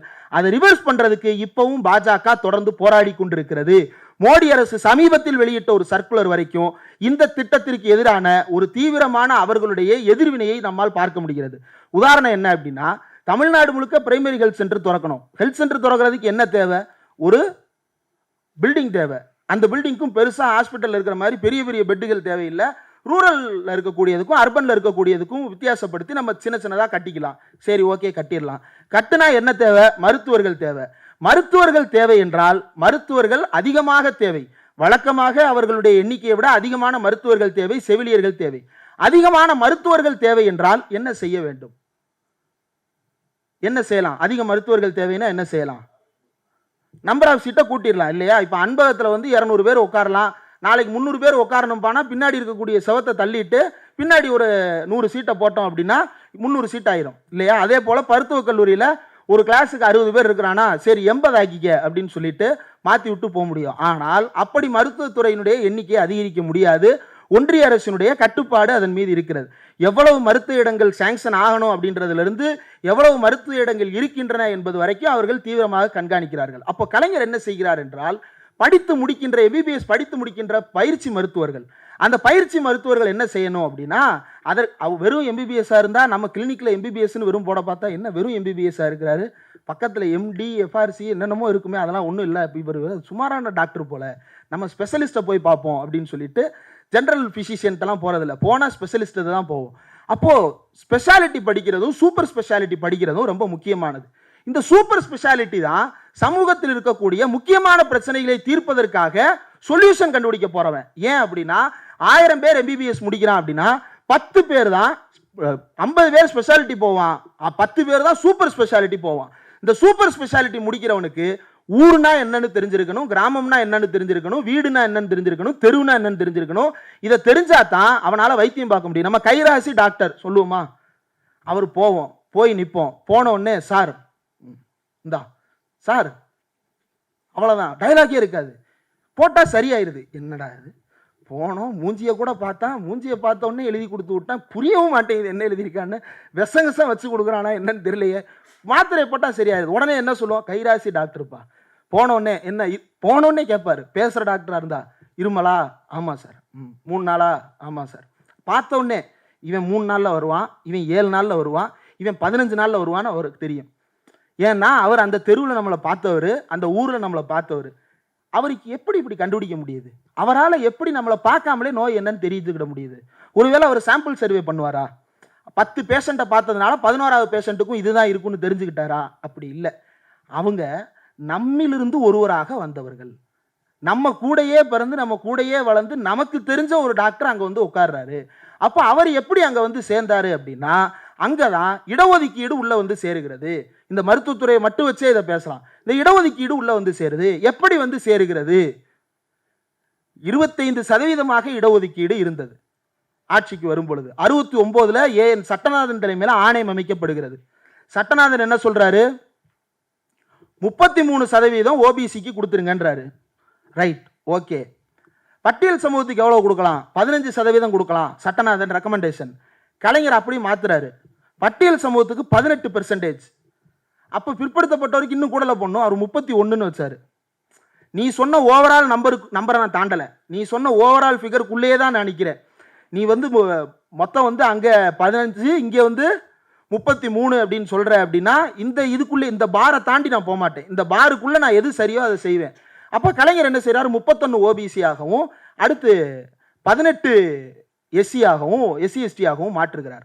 அதற்கு பிறகுதான் துயரம் வருகிறது. பொருளாதார இடஒதுக்கீடு என்கின்ற துயரத்தை மாண்புமிகு டாக்டர் மாக்கோரா அவர்கள் கொண்டு வந்து சேர்க்கிறார். கொண்டு வந்தாலும் வந்தார், நாடாளுமன்ற தேர்தலில் வாங்கிய அடி ஐயையோ என்று அலறி போய், அப்பதான் அவர் என்ன செஞ்சார் அப்படின்னா, இடஒதுக்கீட்டை வந்து 50 மாத்துறாரு. எதை? பிற்படுத்தப்பட்ட ஒரு இடஒதுக்கீடை 50 அவர் மாற்றுகிறார். எதுலேருந்து? 31லிருந்து 50 மாத்துறாரு. ஓவர் ரைட்டில் அப்படி மாற்றி விட்டு போறார். அதற்கு பிறகு மறுபடியும் கலைஞர் வர்றாரு. கலைஞர் வந்து என்ன செய்கிறார் என்றால், இந்த 18 பட்டியல் சமூகம் இருக்கு இல்லையா, இதோட +1 போட்டு பழங்குடியினருக்கு எக்ஸ்க்ளூசிவா 1% என்று மாற்றுகிறார்.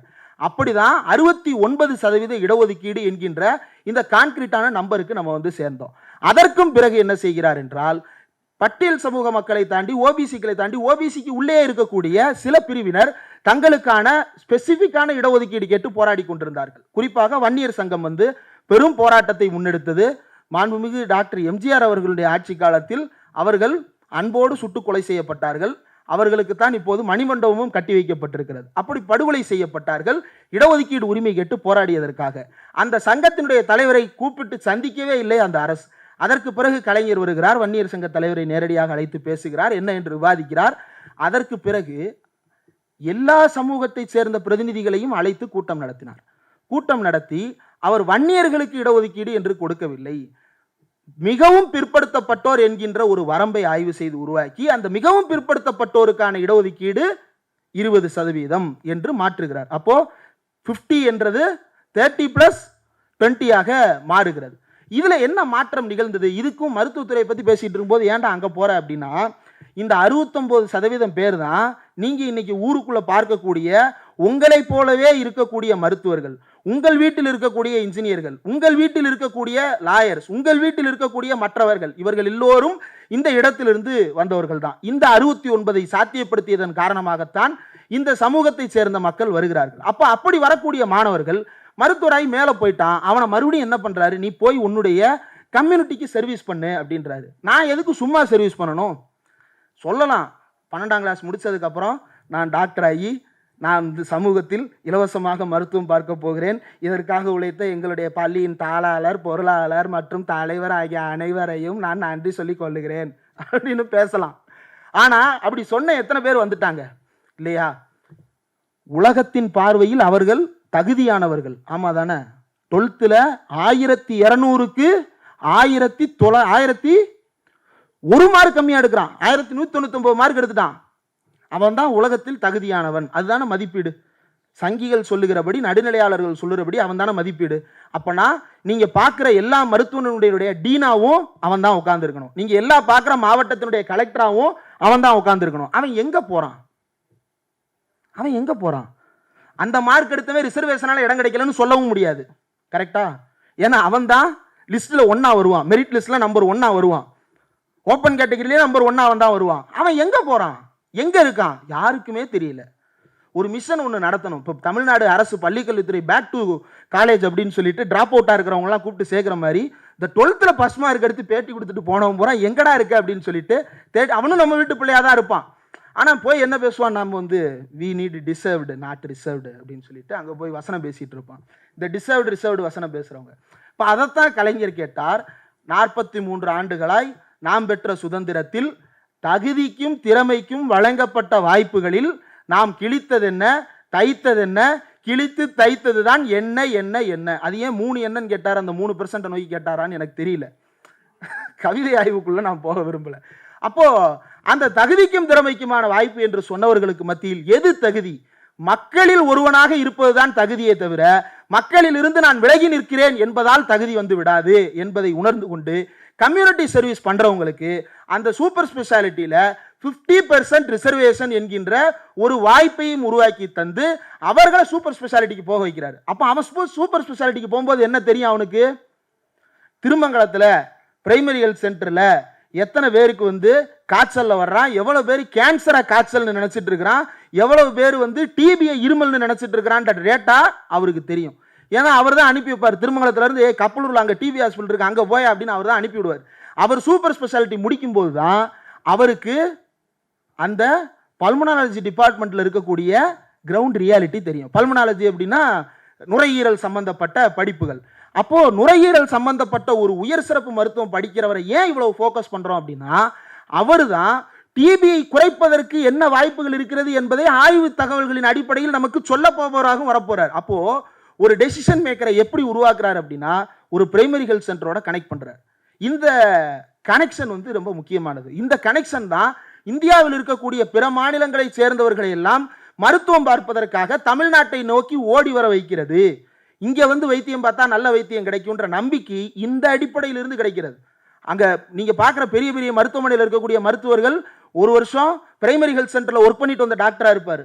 அவர் நல்லா ஒர்க் பண்ணல, நாங்க போன போது டாக்டரே இல்லை, இந்த குறைபாடுகளை எல்லாம் நீங்க சுட்டி காட்டலாம், தாராளமாக சொல்லலாம், விமர்சனத்தில் தவறு இல்லை. ஆனால் இந்த முறையே கேவலப்படுத்துவது என்பதுதான் தவறு. அப்போ அந்த முறையின் மூலமாக வந்த மருத்துவர்கள் தான் இன்றைக்கு சிறப்பாக செயல்பட்டு கொண்டிருக்கிறார்கள். அப்போ ஒரு பிரைமரி ஹெல்த் சென்டர் வந்து ஒரு சூப்பர் ஸ்பெஷாலிட்டி டாக்டரை வந்து வேற ஒருத்தரா மாத்துது. ஒரு எலிட்டா சமூகத்தை பத்தி புரிதல் இல்லாத ஒருத்தர். நீங்க ஒன்றும் இல்லை, இப்போ பெரிய பெரிய ஹாஸ்பிட்டலுக்கு போனாலும் டாக்டர்ஸுக்கு எந்த அடிப்படையில் புரிதல் வருது? பிரைமரி ஹெல்த் சென்டரினுடைய அவருடைய எக்ஸ்பீரியன்ஸ் இருந்தால் அவருடைய அந்த புரிதல் வந்து சேருகிறது. அப்போ இதை ஏன் நம்ம குறிப்பிட வேண்டியது இருக்கிறது? இடஒதுக்கீடு, மருத்துவ கல்வி, இவ்வளவு குழப்பமான காம்ப்ளெக்ஸான விஷயத்தை ஏன் கோர்த்து பேசுறீங்க? இன்னும் கோர்த்து இருக்கலாம், இன்ஜினியரிங்கையும் சேர்த்து கோர்க்கலாம், ரொம்ப புரியாமல் போயிடக்கூடாது அப்படின்றதுனால இன்ஜினியரிங்கை தனியாக சொல்கிறேன். சரி, இப்போ இதெல்லாம் செய்து கொண்டே இருக்கும் பொழுது நமக்கு ஒரு முக்கியமான மாற்றம் நிகழ்ந்து விடுகிறது. என்ன? லிபரலைசேஷன். 1990 உலகம் மேப் ஸ்கூல் புக்கில் பார்த்துருக்கீங்களா? ஒரு கை ஒன்று இருக்கும், கையில் ஒரு உருண்டை ஒன்று இருக்கும், பார்த்துருக்கீங்களா? உலகம் உங்கள் கையில், உள்ளங்கையில். என்ன உள்ளங்கையில்? செல்ஃபோனாக அசியூம் பண்ணிக்கலாம், அல்லது மெயிலாக அசியூம் பண்ணிக்கலாம், கம்ப்யூட்டராக அசியூம் பண்ணிக்கலாம், என்ன வேணாலும் அசியூம் பண்ணிக்கலாம்.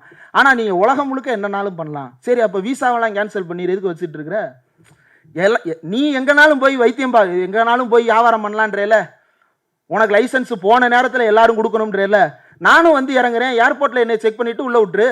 எதுக்கு விசான்னு ஒன்று வச்சிருக்கிற? அப்போ முதலாளிகள் தங்களுடைய லாபத்திற்காக வேட்டையாடுவதற்கான ஒரு வழிக்காக ஒரு புதிய முறையை கண்டுபிடித்து வந்தார்கள். அதுதான் லிபரலைசேஷன் அப்படின்றது. இந்த லிபரலைசேஷன் வரும் பொழுது பல விஷயங்கள் வந்து மாறுகிறது. என்ன? அது வரைக்கும் ஒன்றும் இல்லை. இப்போ இந்த மோடி அரசாங்கத்தினுடைய கொள்கைகள் இருக்குது இல்லையா? இந்த கொள்கைகள் எல்லாத்துலேயும் நீங்கள் பார்த்தீங்க அப்படின்னா இண்டஸ்ட்ரி ஓரியன்டட், எல்லாமே பாலிசியே இண்டஸ்ட்ரி ஓரியன்டட் பாலிசி தான். பாலிசியில் ஒரு பகுதியாக இண்டஸ்ட்ரி ஓரியன்டட் ஸ்கில் டெவலப்மெண்ட் இருக்கலாமே தவிர பாலிசியே இண்டஸ்ட்ரி ஓரியன்டாக மட்டும்தான் ஒரு அரசாங்கம் உருவாக்கி கொண்டே இருக்கிறது. அப்போ இந்த பாலிசியவே நீ செய்ய தேவையில்லை. கவர்மெண்ட்டினுடைய ரோலை டிமினிஷ் பண்ணுறது. நீங்கள் எலெக்ட் பண்ண ஒரு கவர்மெண்ட்டை உங்கள்கிட்ட வந்து கையேந்து நின்று ஓட்டு கேட்ட ஒருத்தரை ஒன்றும் இல்லாமல் ஆக்கிட்டு எல்லாத்தையும் நான் பார்த்துக்கிறேன். இப்போ இதை தான் நம்ம ஆட்கள் என்ன சொல்கிறாங்கன்னா, வல்லுநர்கள் வந்து ஆட்சிக்கு வரணும், வல்லுநர்கள் தான் எல்லாத்தையும், வல்லுநரை எங்கே வைக்கணுமோ அங்கே வைக்கணும், ஆட்சிக்கு வல்லுநர்கள் அல்ல. அப்போ இந்த இடத்த நம்ம பின்னாடி பார்ப்போம், ஒன்றா பார்ப்போம். இப்போ இந்த சமூக அசமத்துவங்களை எல்லாம் நீக்குவதற்கான கலைஞரனுடைய இந்த வழிமுறைகள், இப்போ உதாரணத்திற்கு கல்வி என்கின்ற ஒரு அளவுகோலை எடுத்துக்கொண்டோம் என்றால் எஜுகேஷன் அண்ட் எம்ப்ளாய்மெண்ட், கல்வி என்கின்ற அடிப்படையில் சமத்துவத்தை உருவாக்குவதற்கான வாய்ப்பு. கவர்மெண்ட் ஸ்கூலில் ஃபீஸ் கட்டிருக்கீங்களா? யாரெல்லாம் கவர்மெண்ட் ஸ்கூலில் படிச்சிங்க? எய்டட் ஸ்கூலும் சேர்ந்து தூக்கலாம், அப்போ தான் நானும் தூக்க முடியும். கவர்மெண்ட் ஸ்கூலில் யாரெல்லாம் ஃபீஸ் கட்டிங்கன்னா கோமாளித்தனமாக கேட்குற லூசு பயிலை அப்படின்னு நினைக்கிறீங்களா? கவர்மெண்ட் ஸ்கூலாக இருந்தாலும் ஃபீஸு இருந்தது, கவர்மெண்ட் காலேஜாக இருந்தாலும் ஃபீஸு இருந்தது. இன்னைக்கு ஆர்ட்ஸ் அண்ட் சயின்ஸில் வந்து ஃபீஸுன்ற ஒரு பேரியரே கிடையாது நமக்கு, இல்லையா? ப்ரொஃபஷனல் கோர்சஸில் தான் ஃபீஸ் வந்து ஒரு பியரபிளா நம்மளால் தாங்கும் திறனோட இருக்கா அப்படின்றத நம்ம பார்க்குறோம். மற்ற இடங்களில் வந்து கல்வி அப்படின்னாலே வந்து அரசு கல்வி வழங்குதுன்னா இலவசம் தானே. இப்போ தான் புதுசாக ஒருத்தன் வருவான், நான் இலவச கல்வி கொடுக்க போகிறேன். ஏற்கனவே கொடுக்க ஆரம்பிச்சாச்சு, 1969 ஆரம்பிச்சாச்சு. 69 தொடங்கி 99 2009 வரைக்கும் தொடர்ச்சியாக கல்வியில் பல்வேறு படிநிலைகளை இலவசமாக மாற்றிக்கொண்டே வந்திருக்கிறார் கலைஞர் அவர்கள். அதுக்கு முன்பு அண்ணா அவர்கள் முதல்ல பிரைமரி எஜுகேஷனை ஃப்ரீ ஆக்குறாங்க, அதற்கு பிறகு 10 SSLC வரைக்கும் ஃப்ரீ ஆக்குறாங்க, அதற்கு பிறகு 89 தான் பியூசி ஃப்ரீ ஆகுது, ஃப்ரீ எஜுகேஷன் வருது, கட்டணமில்லா கல்வி வருது. அப்புறம் பியூசி ஒழிக்கப்படுது, பியூசி ஒழிக்கப்பட்டு கல்லூரி வருகிறது. அதற்கு பிறகு ஆட்சிக்கு வந்த பொழுது தான் கல்லூரிக்கும் நம்ம வந்து அரசாங்கமே பொறுப்பை ஏற்றுக்கொள்ளுகின்ற வகையில் ஒவ்வொன்றா முதல்ல வந்து எல்லாவற்றிலும் மிகச்சிறந்த மதிப்பெண் பெறுபவர்களுக்கு அரசு உதவிகளை ஏற்றுக்கொள்ளும், அடுத்து அரசு பள்ளியில் படித்தவர்களுக்கான செலவை அரசு ஏற்றுக்கொள்ளும், அடுத்து தமிழ் வழியில் படித்தவர்களுக்கான செலவை அரசு ஏற்றுக்கொள்ளும், அடுத்து பெண்கள் செலவை அரசு ஏற்றுக்கொள்ளும், அடுத்து மாற்றுத்திறனாளிகள் செலவை அரசு ஏற்றுக்கொள்ளும், அடுத்து திருநர்களுக்கான, இப்படி ஒன்னொன்னா ஓவர் நைட்ல இது எல்லாத்தையும் பண்ணல, ஒன்னொன்னா தான் கொண்டு வந்து இன்னைக்கு நாம கையில் வைத்திருக்கக்கூடிய இந்த கட்டணமில்லாத கல்வி முறைக்கு நாம் பழக்கப்பட்டிருக்கிறோம். இப்படி பழக்கப்பட்ட நம்மையே என்ன வந்து சொல்றான், கல்வி இலவசமா கொடுக்க போறேன்றான். ஏற்கனவே கொடுத்தாச்சு, 50 வருஷமா போராடி கொண்டு வந்து சேர்த்திருக்கிறாங்க இந்த கல்வியை, புதுசா வந்து நான் கொடுக்க போறேன் அப்படின்னு சொல்றான். அப்போ நீ படிச்ச முறை சரியில்லை, புதிய கல்விக் கொள்கை, அந்த த்ரெட்டுக்கு அடுத்து போவோம். அடுத்து லேண்ட், கல்வி கொடுத்துருவீங்க, கல்வியின் அடிப்படையில் வேலை வாய்ப்புக்கு இருக்குங்க, டிட்கோ இருக்கு, சிட்கோ இருக்கு, சிப்காட் இருக்கு, எவ்வளவோ அரசு நிறுவனங்கள் இருக்கு, அதன் மூலமா தனியார் வேலை வாய்ப்பும் கிடைக்குது, அரசு வேலை வாய்ப்பு எல்லா இடத்துலையும் கிடைக்குது. வேலை வாய்ப்பை கொடுத்துடலாங்க, தங்குறதுக்கு இடம் அரசு வீடு கட்டி கொடுத்துருதுங்க. இன்னைக்கு அது சாதாரணமாயிருச்சு. அரசு வீடு கட்டி கொடுத்துருங்க, போயிருங்க, அவ்வளோதாங்க. அடுத்து பப்ளிக் ஃபெசிலிட்டி பண்ண வேண்டியது தானே ஒரு கவர்மெண்ட்டோட வேலை. இப்படி தானே டீல் பண்ணும். ஒரு பொது சமூகத்தில் இருக்கக்கூடிய ஒரு நடுநிலையாளர் நம்மளை இப்படி தானே டீல் பண்ணுறாரு. வீடு கட்டி கொடுக்க வேண்டியது உன் கடமையா? எத்தனை மாநிலம் வீடு கட்டி கொடுக்குது? எத்தனை மாநிலம் 1969 வீடு கட்டி கொடுக்குது? இப்போ ஆஃப்டர் லிபரலைசேஷன் நமக்கு இந்த குடிசை மாற்று வாரியங்களில் பார்வை மாறுகிறது. அதில் இருக்கக்கூடிய பல்வேறு விஷயங்களில் விமர்சனங்கள் பலருக்கு எழலாம். ஆனால் அதனுடைய நோக்கம் என்ன அப்படின்றது ரொம்ப முக்கியமானது. குடிசை இல்லாத தமிழகத்தை உருவாக்குவது, குடிசை இல்லாத இந்தியாவை உருவாக்குவதுன்னு இப்போ கோல் இருக்கு. அந்த கோலுக்கான காரணம் என்ன அப்படின்னா, அவன் கத்துறான். யாரு? வேர்ல்டு பேங்க் கத்துறான். ஏன்டா என் கம்பெனியை கொண்டு வர்றதுக்கு இடம் கேட்டா நீ என்னடா குடிசையை போட்டு வச்சிருக்கிற? அப்ப குடிசையிலிருந்து அவங்கள வெளியேற்றுறதுக்கு நான் உன்னை வீடு கட்டி தர்றேன், வெளியே போ அப்படின்னு மோடி அரசு சொல்லுது. இந்த எந்த த்ரெட்டும் இல்லாத காலத்திலேயே குடிசைகள் இல்லாமல் நல்ல வீட்டில் வாழ்வதற்கான திட்டத்தை உருவாக்கி தர வேண்டும் என்று உருவாக்கப்பட்டதான் 69 கான்செப்சுவலைஸ் பண்ணி 70களில் அது சட்டமாகி தமிழ்நாடு குடிசை மாற்று வாரியம். இன்றைக்கு தமிழ்நாடு நகர்ப்புற வாழ்விட மேம்பாட்டு வாரியமாக அது மாறி இருக்கிறது. அப்போ அதை இன்னும் ஸ்கோப் எக்ஸ்பாண்ட் பண்ணுவதற்கான வாய்ப்புகள் இருக்கு. அது பிறகு பேசுவோம். இப்போ இடத்தை கொடுத்துடலாம். அடுத்து பப்ளிக் ஃபெசிலிட்டி. ஆமாங்க, கவர்மெண்ட்னா பஸ் விடணும், கவர்மெண்ட்னா ட்ரெயின் விடணும், கவர்மெண்ட்னா எல்லாம் விட்டுத்தான் ஆகணும், ஃபோன் கொடுக்கணும், எல்லா கனெக்ஷனும் கொடுத்தாகணும், கவர்மெண்ட்னா விமான சேவையும் கொடுக்கணும்ல, அதை வேற டிபார்ட்மெண்ட்ல விட்டுருவாங்க. அப்போ எதெல்லாம் கவர்மெண்ட் கொடுக்க முடியும் அப்படின்னு சொல்லிட்டு இன்னைக்கு நாம அது ஏதோ நமக்கு உள்ளுக்குள்ளேயே பதிஞ்சு போன மாதிரி நம்ம நினைச்சிட்டு இருக்கிறோம். இதெல்லாம் அரசு தான் கொடுக்கணும் அப்படின்னு. அப்போ மற்ற இடங்களில் இல்லாத ஒன்று இங்கு சாத்தியப்படுத்தப்பட்டு இதுதான்டா இயல்பான வாழ்க்கை என்று ஒரு நல்ல தரமான வாழ்க்கையை நம்முடைய இயல்பான வாழ்க்கையாக மாற்றுவதற்கான வேலையை கலைஞர் நம்முடைய வாழ்வில் ஒவ்வொரு அங்கத்திலும் செய்திருக்கிறார். சரி, கல்வியில இன்னும் புதுமையா என்ன செய்யலாம்? சமச்சீர் கல்வி கொண்டு வரலாம், அதை பேசுவோம். லேண்டு எல்லாத்தையும் கவர்மெண்ட் செய்ய வேண்டியதுதாங்க. உங்களுக்கு நிலம் கொடுக்க வேண்டியது கவர்மெண்டின் கடமையா இல்லையா? கொஞ்சம் குழப்பம். ஆமா சொல்றதா இல்லைன்னு சொல்றதான்னு ஒரு குழப்பம் இல்லையா? லேண்டுன்றது நம்ம சம்பாதிச்சு நம்ம தானே வாங்கணும், வீடும் நம்ம சம்பாதிச்சு தானே வாங்கணும், வேலையும் நம்ம சம்பாதிச்சு தானே வாங்கணும், படித்து சம்பாதிச்சு தானே போகணும். அப்போ எல்லாமே சம்பாதிச்சு தானே வருது. லேண்டு மட்டும் ஏன் நம்மளுக்கு யோசனையாக மாறுது? லேண்டை அரசாங்கத்திட்ட உரிமையாக யாருமே கேட்கறதே இல்லையே. ஏன்? ரொம்ப ரேரான இடங்கள்ல தானே கேட்குறோம். அப்போ அது ஏன் கேள்வியே இல்லாமல் இருக்கிறது? அந்த இடத்த கலைஞர் ஃபோக்கஸ் பண்ணது தான் தமிழ்நாட்டினுடைய அரசியல் வரலாற்றில் ரொம்ப முக்கியமானது. இது திரு சிவபிரகாசம் என்கின்ற ஒரு ஆய்வறிஞர் எழுதிய ஒரு புத்தகத்திலிருந்து வந்தது. அதில் நீங்கள் ரெண்டாவது பேரா பாருங்க. அக்கார்டிங் டு திஸ் ஆக்ட், அதாவது அந்த தலைப்புக்கு கீழே அக்கார்டிங் டு திஸ் ஆக்ட் என்ன act? Tamil Nadu legislative assembly passed an act, Tamil Nadu cultivating tenants act 1973. According to that act the temples were permitted to own the first 15 acres of land and the rest of the lands should be allowed to be purchased by the tenants who cultivated these lands.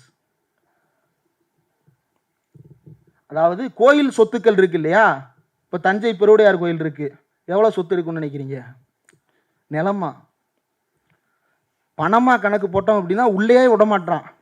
இப்போ அதெல்லாம் அறநிலையத்துறை கட்டுப்பாட்டில் இருக்கிற இடத்துல கண்டுபிடிச்சிட முடியுது. இப்போ கேரளாவில் கொஞ்சம் வருஷம் முன்னாடி நான்லாம் ஸ்கூல் படிக்கும்போது ரொம்ப ஃபேமஸான பஞ்சாயத்து பத்மநாத சாமி கோயிலில் கீழே இருக்கக்கூடிய நிலவரையை திறக்கணும்ட்டு திறக்கிறான் திறந்தா பூமி அழிஞ்சிரும்ன்றான் ஒருத்தன். என்னடா பேசுறீங்க?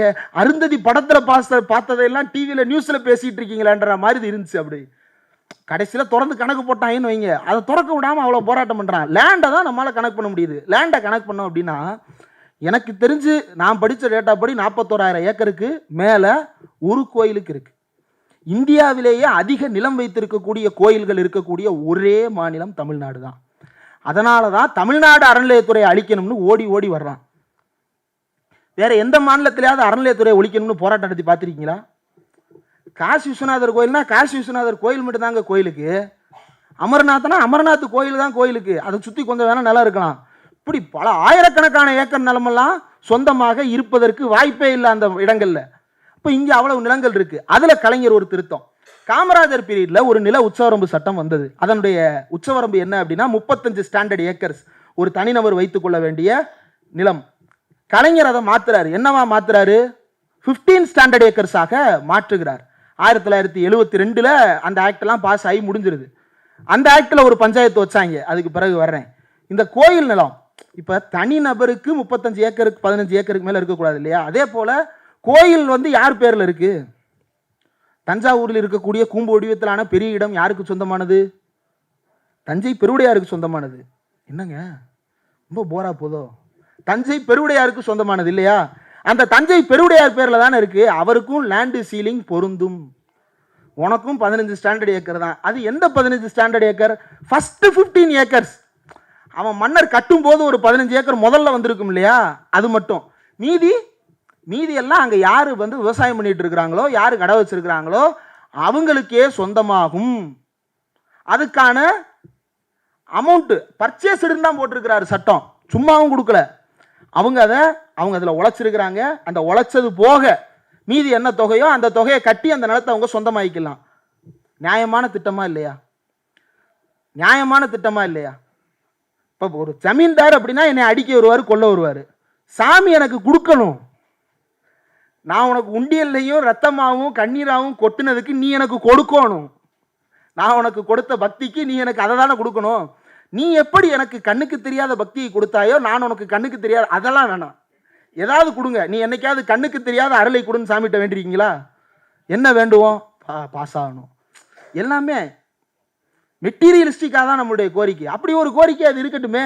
ஆனால் இது என்ன ஆச்சு அப்படின்னா, ஹெச்ஆர்என்சி இதை எதிர்க்குது, டிபார்ட்மெண்ட் இதை எதிர்க்குது. வேணாங்க இது பிரச்சனையாகுங்கன்னு. டேய் வச்சா எற விழணுண்டா அப்படின்னு தான் கோரி டிமாண்டே கலைஞருடைய. இது வச்சு கவர்னருக்கு போகுது. அப்புறம் என்ன ஆகும்? யாரோ ஏதோ சொன்னீங்க, கிடப்புல போடல, அவரு அங்க அனுப்பிட்டாரு. அன்னைக்கு கொஞ்சம் பரவாயில்லாத கவர்னர்ப்பா. இப்போ தான் இங்கே ஒரு டெஸ்கில் போட்டு அவருக்கு அந்த ஃபைலு மேலே உட்காரணும். அதில் நமக்குலாம் ஒரு ஆசை இருக்கும்ல, சரவணா ஸ்டோர்ஸுக்கு போனோம்னா இந்த சோபாவில் வாங்குறமோ இல்லையா உட்காந்து பார்த்துட்டு வருவோம்டா, அது நல்லா இருக்கடா அப்படின்னும்ல. அந்த மாதிரி ஃபைலை போட்டு உட்காடுறதுல அவருக்கு ஒரு இன்பம் போல. அடுத்து நேராக குடியரசுத் தலைவருக்கு அனுப்பிட்டாரு. அவங்க என்ன பண்ணியிருப்பாங்க? ரிஜெக்ட் பண்ணி திருப்பி அனுப்பிட்டாங்க. அப்படி லேப்ஸ் ஆனது அந்த சட்டம். ரைட், இது இருக்கட்டும். இப்போ இதில் ஒரு பஞ்சாயத்து இருக்கு.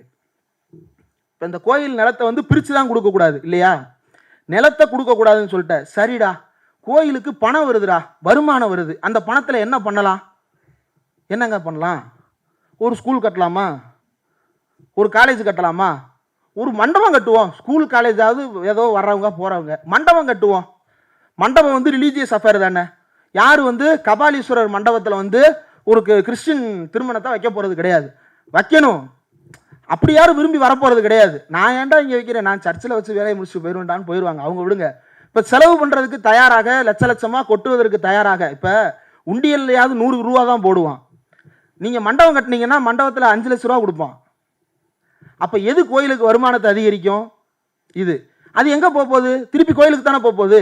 ஏன்னா வெளியே எடுக்க விட மாட்டான். ஹெச்ஆர்என்சி வந்து என்னைக்குமே அந்த காசு, ஹெச்ஆர்என்சினா கோயில் வந்து என்னைக்குமே உள்ள இருக்கிற காசு வெளியே போக விடாது. அது கோயிலுக்கே சொந்தம். அதை யார் உறுதிப்படுத்துவா? உச்சநீதிமன்ற தலைமை நீதிபதி வந்து உறுதிப்படுத்துவார். பல வகைகளில் உறுதிப்படுத்துவார். அதெல்லாம் சொல்றேன் ரொம்ப நேரமா சொல்லிட்டு இருக்கேன். இப்போ கோயில் நிலத்துல என்ன பண்ணலாம் அப்படின்னா, ஒரு முக்கியமான விஷயத்தை கொண்டு வராங்க. என்னன்னா, சமீபத்தில் இந்த அரசு கோயில் நிதியில் திருமண மண்டபம் கட்டுவதற்கான ஒரு முயற்சியை கையில் எடுப்பதாக அறிவிக்கிறது. உடனே கேஸ் போடுறான். கேஸ் போட்டு யாரு? இந்து பிரச்சாரகர், பேரு வேண்டாம், கேஸ். என்ன கேஸ்? திருமண மண்டபம் கட்டக்கூடாது. உடனே என்ன? கட்டுவதற்கு இடைக்கால தடை. உடனே இடைக்கால தடை. விளக்கம் கேட்கறது, நோட்டீஸ் கொடுக்கறது அதெல்லாம் கிடையாது. உடனே இடைக்கால தடை தான். இன்ட்ரிம் ஆர்டரை கொடுத்து போயிட்டே இருக்கிறது. அடுத்து இது இப்போ இந்த ஜூன் மாதம் நடந்துட்டு இருக்கிறது. போன ஏப்ரல் மாதம் கோவில் நிதியில் கல்லூரி கட்ட எதிர்ப்பு. பெட்டிஷனை பாருங்க. பெட்டிஷன் போடுறவன்லாம் யாரு? இந்து பிரச்சாரகர், இன்னொருத்தர் ஆலய வழிபாட்டாளர் சங்கம். இப்படிதான் கேஸே போடுவான். இப்போ நான் என்ன பண்ணணும்? கோயில் சொத்துக்களை நீ ஒன்றும் பண்ணக்கூடாது, அது வாட்டுக்கு இருக்கணும். ஏன் அது வாட்டுக்கு இருக்கணும்? அது வேற விஷயம்டா அம்பி. அது வாட்டுக்கு இருந்தா தான்டா நல்லது. நீ ஏன்டா தேவையில்லாம அதை நோண்டின்னு இருக்காய்? வழக்கம் போல வந்தமா கும்பிட்டமா போனோம்டுடா அப்படின்னு சொல்றாங்க. அப்போ ஒரு பொது சொத்துல ஒரு பொது காரியத்தை செய்யக்கூடாது என்று இன்றைக்கு வரைக்கும் தடுத்து கொண்டே இருக்கிறார்கள். அந்த வகையில் நாம அனைத்து சாதியினர் அர்ச்சகர் என்பது வந்து ஒரு முக்கியமான வெற்றி தான். வெற்றி எந்த இடத்துல அப்படின்னா, ஆகம கோயில் அல்லாத கோயில்களில், ஆகமம் அல்லாத கோயில்களில் அனைத்து சாதியினரும் அர்ச்சகராகலாம். அதை எந்த கோர்ட்டும் ஸ்டே பண்ணல. எப்போ சேஷம்மாள் கேஸ்ல இருந்து இப்போ வரைக்கும் எந்த கேஸ்லையும் ஆகம கோயில் அல்லாத கோயில்களில் என்னென்ன கோயில், மாரியம்மன் கோயில், சுடலமாடன் கோயில், இந்த கோயிலெல்லாம் பார்ப்பனர் அல்லாதார் அர்ச்சகராவதில் பிரச்சனை இல்லை. அங்கே என்றைக்குமே பார்ப்பனர் அல்லாதார் தானே இருந்தார். அதில் ஒரு சிலதை இவன் பிடிச்சி திருடி வச்சுருந்தான். வச்சுன்றதை வந்து விலைக்கு விட்டு, தம்பி நீ போதும் மணியாட்டினது, நாங்கள் கொஞ்ச நாள் மணியாட்டுறோம் அப்படின்னு சொல்லிட்டு நம்மளால் உள்ளே போய் இப்போ உட்கார வச்சுருக்கிறோம்.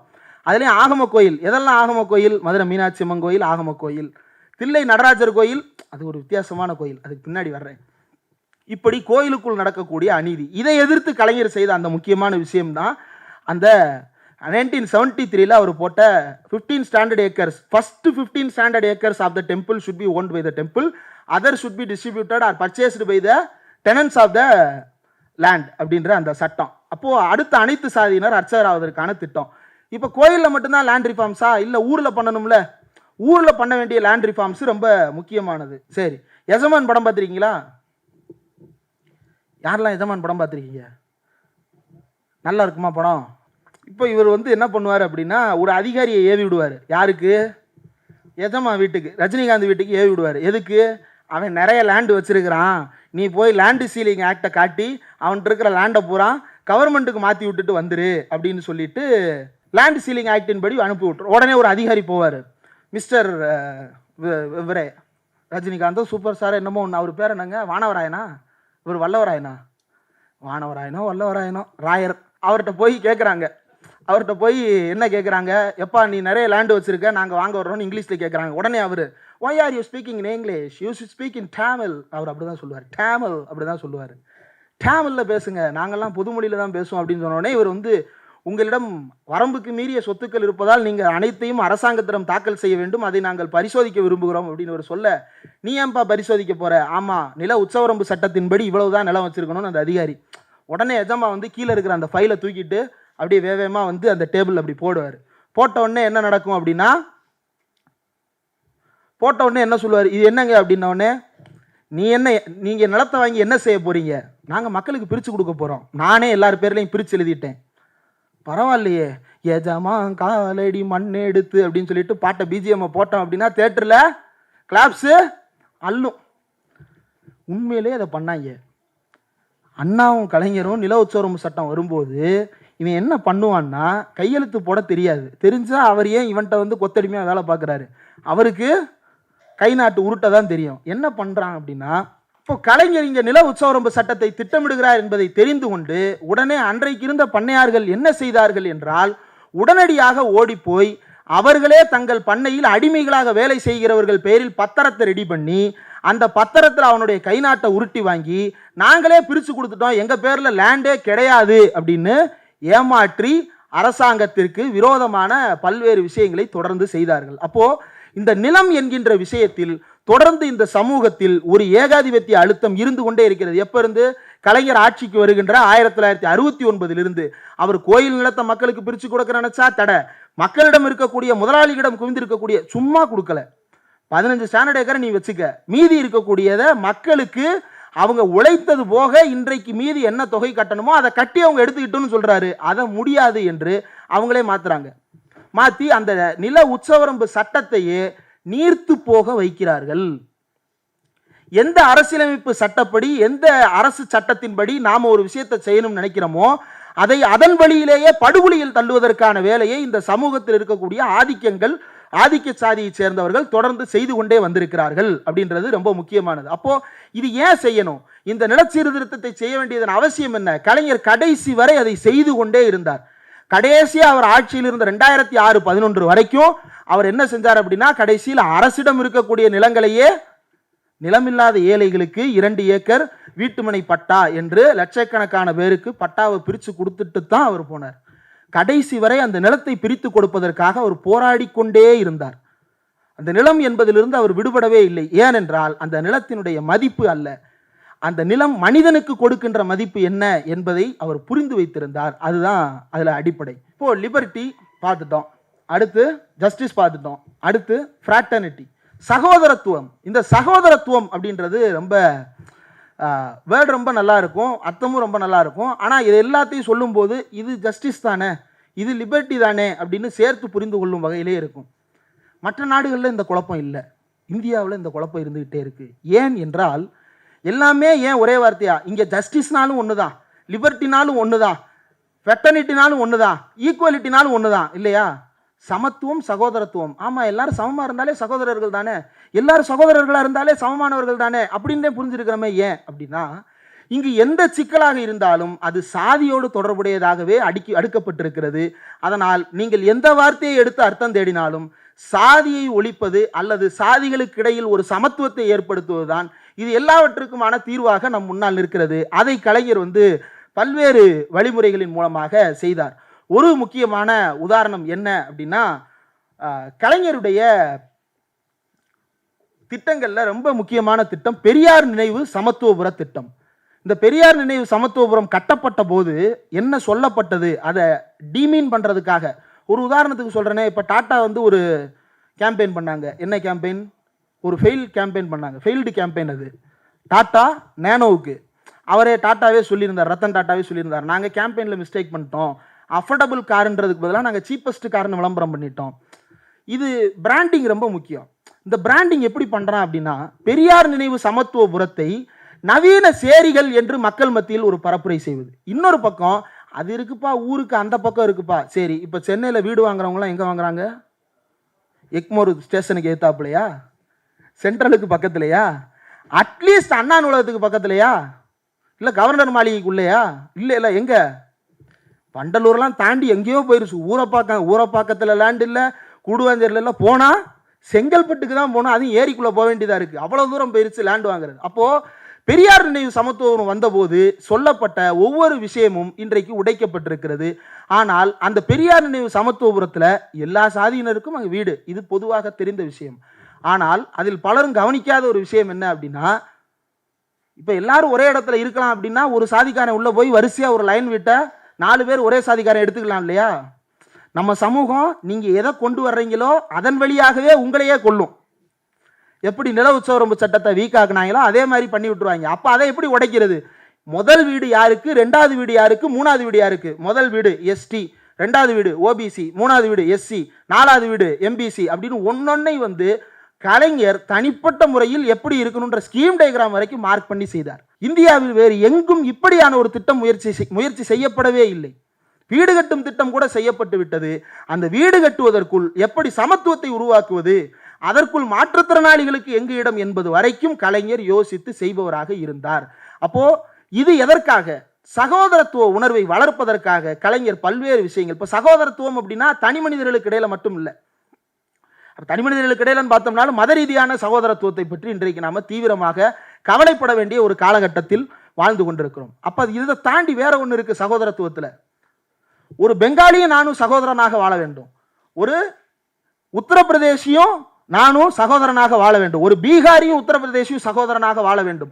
அப்படி வாழுவதற்கு என்ன வழிவகையை இந்த அரசியலமைப்பு சட்டத்தின் மூலமாக இந்திய அரசு சாத்தியப்படுத்தி இருக்கிறது என்றால், இந்த 2 பேரும் சகோதரனாக இல்லாமல் சண்டைக்காரனாகவே இருப்பதற்கு என்னவெல்லாம் செய்ய வேண்டுமோ அதையெல்லாம் ஒன்றிய அரசு செய்யும். ஒன்றும் பீகாரிகள் தமிழ்நாட்டில் வேலையில் இருக்கிறார்கள், நம்ம எல்லாருக்கும் தெரிஞ்ச விஷயம்தான். நிறைய பேர் வேலை பார்க்குறாங்க. முதல்லையாவது அவன் ஹிந்தியில் பேசினா நம்ம அவன்கிட்ட ஹிந்தியில் பேசுறதுக்கு சிரமப்பட்டு பானிபூரிக்கு நம்ம ஹிந்தி கற்றுக்கலான்னு சொல்லி பேசிக்கிட்டு இருந்தாங்க. இப்போ நல்லா அவனே தமிழ் பேசுகிறான். அன்னைக்கு ஒரு ஆஃபீஸ் போயிருந்தேன், எங்கள் ஆஃபீஸ் பக்கத்தில் கீழே ஒரு நேபாளி அவர் நைட்டு 2 மணிக்கு நான் கதவை திறந்து வெளியே போகிறேன், பையா எப்போ திருப்பி வருவீங்க அப்படின்னாரு. இதெல்லாம் வழக்கமான வார்த்தை, எப்போ வருவேன் அப்படின்னாரு. ஒரு 15 மினிட்ஸ் அப்படின்னேன். சரி, நான் 15 மினிட்ஸ்ன்றேன். அவர் திரும்ப வரும்போது தாப்பால் போட்டுருன்றாரு. தாப்பால் போட்டுரா? தாப்பால்ன்ற வார்த்தையவே நான் கேட்டு ரொம்ப நாள், டோரை லாக் பண்ணுன்னு தாண்டா சொல்கிறோம் நாங்கள், தாப்பால் போட்டுரு அப்படின்னு அவன் சொல்கிறான். இப்போ இங்கே அந்த உணர்வு இருக்குது. ஆனால் பீகாரிக்கும் தமிழனுக்கும் இடையே ஒரு வன்மத்தை வளர்ப்பதற்காக அங்கிருந்து வந்தவர்கள் இங்கு கொல்லப்படுகிறார்கள் என்று போலியான பிரச்சாரத்தை தொடர்ந்து ஒன்றிய அரசு செய்து கொண்டே வந்திருக்கிறது. இந்த சகோதரத்துவத்தை உறுதிப்படுத்துவதற்கு என்ன வேண்டும், என்ன தடையாக இருக்கிறது என்பது ரொம்ப அவசியமாக நாம் புரிந்து கொள்ள வேண்டியது. அப்போ இந்த சகோதரத்துவத்தை உறுதிப்படுத்துவதற்கு நாம் அடிப்படையில் புரிந்து கொள்ள வேண்டியது, சரி இனிமேல் ஸ்லைடு ஒர்க் ஆகாது, நெட்டு காலி. சகோதரத்துவத்தை உறுதிப்படுத்துவதற்கு இப்போ நம்ம என்னென்ன பார்த்தோம்? ஜஸ்டிஸ், லிபர்ட்டி, ஃப்ராட்டர்னிட்டி, இந்த 3ஐயும் அடைந்தால்தான் சமத்துவத்தை அடைய முடியும் இல்லையா? இந்த சமத்துவத்தை அடைவதற்கு இந்த மூணையும் பண்ணா மட்டும்தான் சமத்துவத்தை அடைய முடியும். இந்த மூணையும் செஞ்சுட்டே இருக்கும் பொழுது எது தடையா இருக்கு அப்படின்னா அரசியலமைப்பு சட்டமே தடையாக இருக்கிறது. எங்க தடையாக இருக்கிறது? தில்லை நடராஜர் கோயிலில் மற்ற சாதியை சேர்ந்தவர்களை அர்ச்சகராக மாற்றுவதற்கான முயற்சி நடக்கும் பொழுது அவர்கள் நீதிமன்றத்துக்கு செல்லுகிறார்கள். நீதிமன்றத்துக்கு செல்லும் பொழுது நீதிமன்றம் என்ன கேட்கிறது? ஏன் நீங்க அர்ச்சகராக கூடாது? நாங்க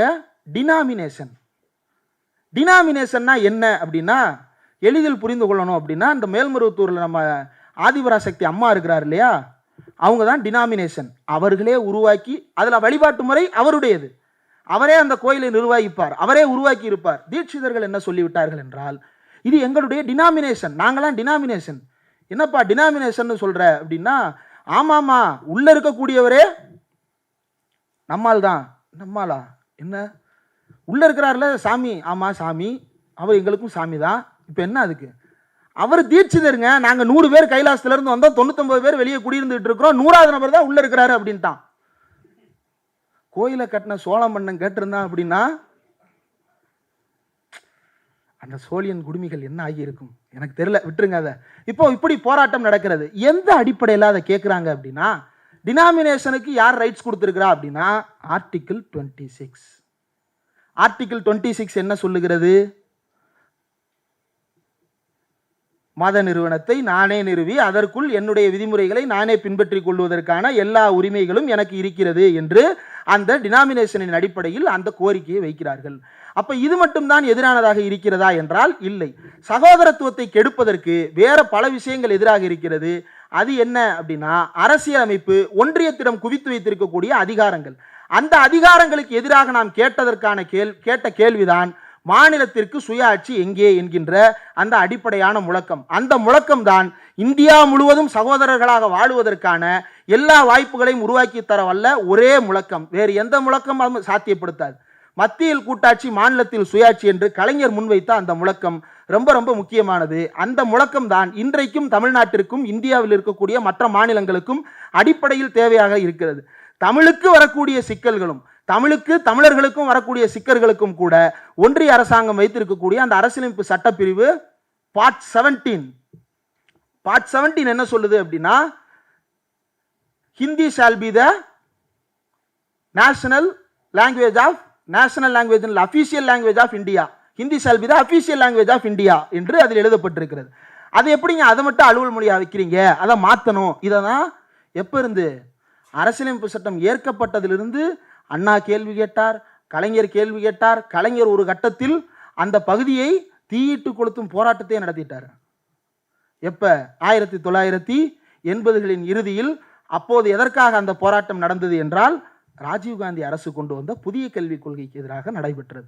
மும்மொழி கொள்கையை திணிக்க பார்க்கிறோம். எதற்காக திணிக்கிறோம்? அரசியலமைப்பு சட்டம் எங்களுக்கு சொல்லி இருக்கிறது. அப்பனா அந்த பகுதியை எடுத்துருவோம் அப்படின்னாரு.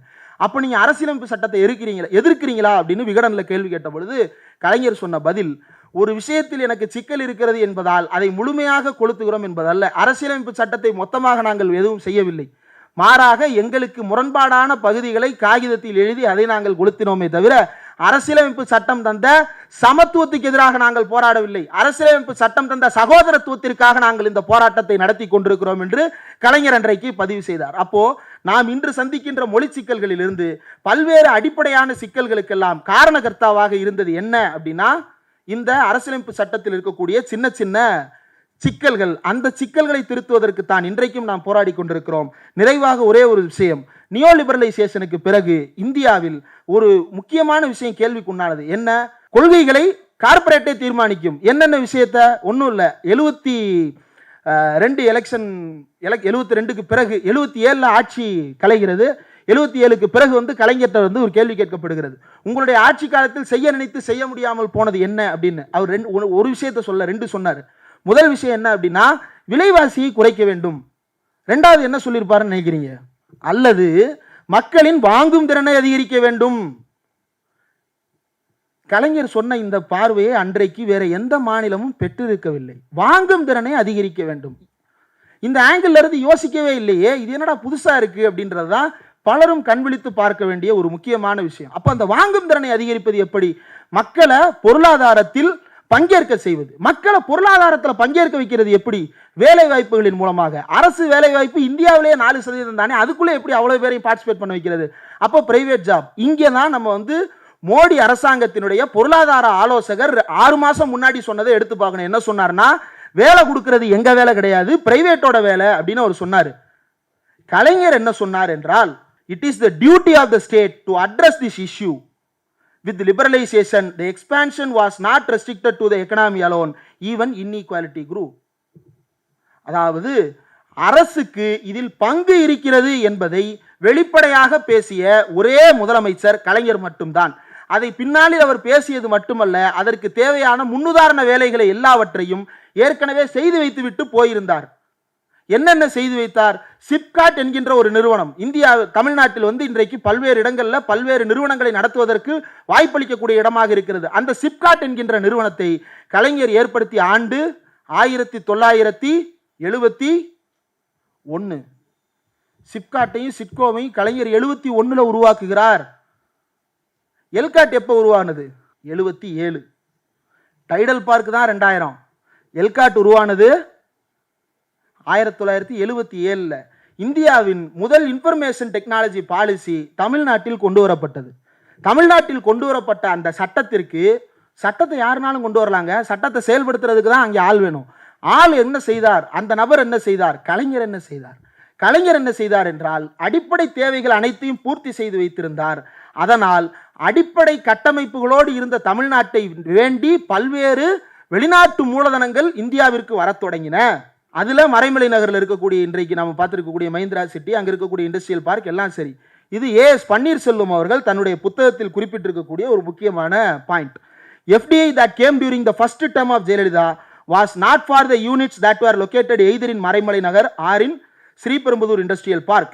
ஸ்ரீபெரும்புதூர்ல இருந்த இண்டஸ்ட்ரியல் பார்க்குக்கும் மறைமலை நகரில் இருந்த இண்டஸ்ட்ரியல் பார்க்குக்கும் மட்டும்தான் வெளிநாட்டு முதலீடுகள் வந்து சேர்ந்ததே தவிர, ஜெயலலிதா தன்னுடைய ஆட்சி காலத்தில் ஒரு மூலதன செலவையும் செய்யவில்லை. ஒரு இண்டஸ்ட்ரியல் பார்க்கையும் ஜெயலலிதா டெவலப் பண்ணல.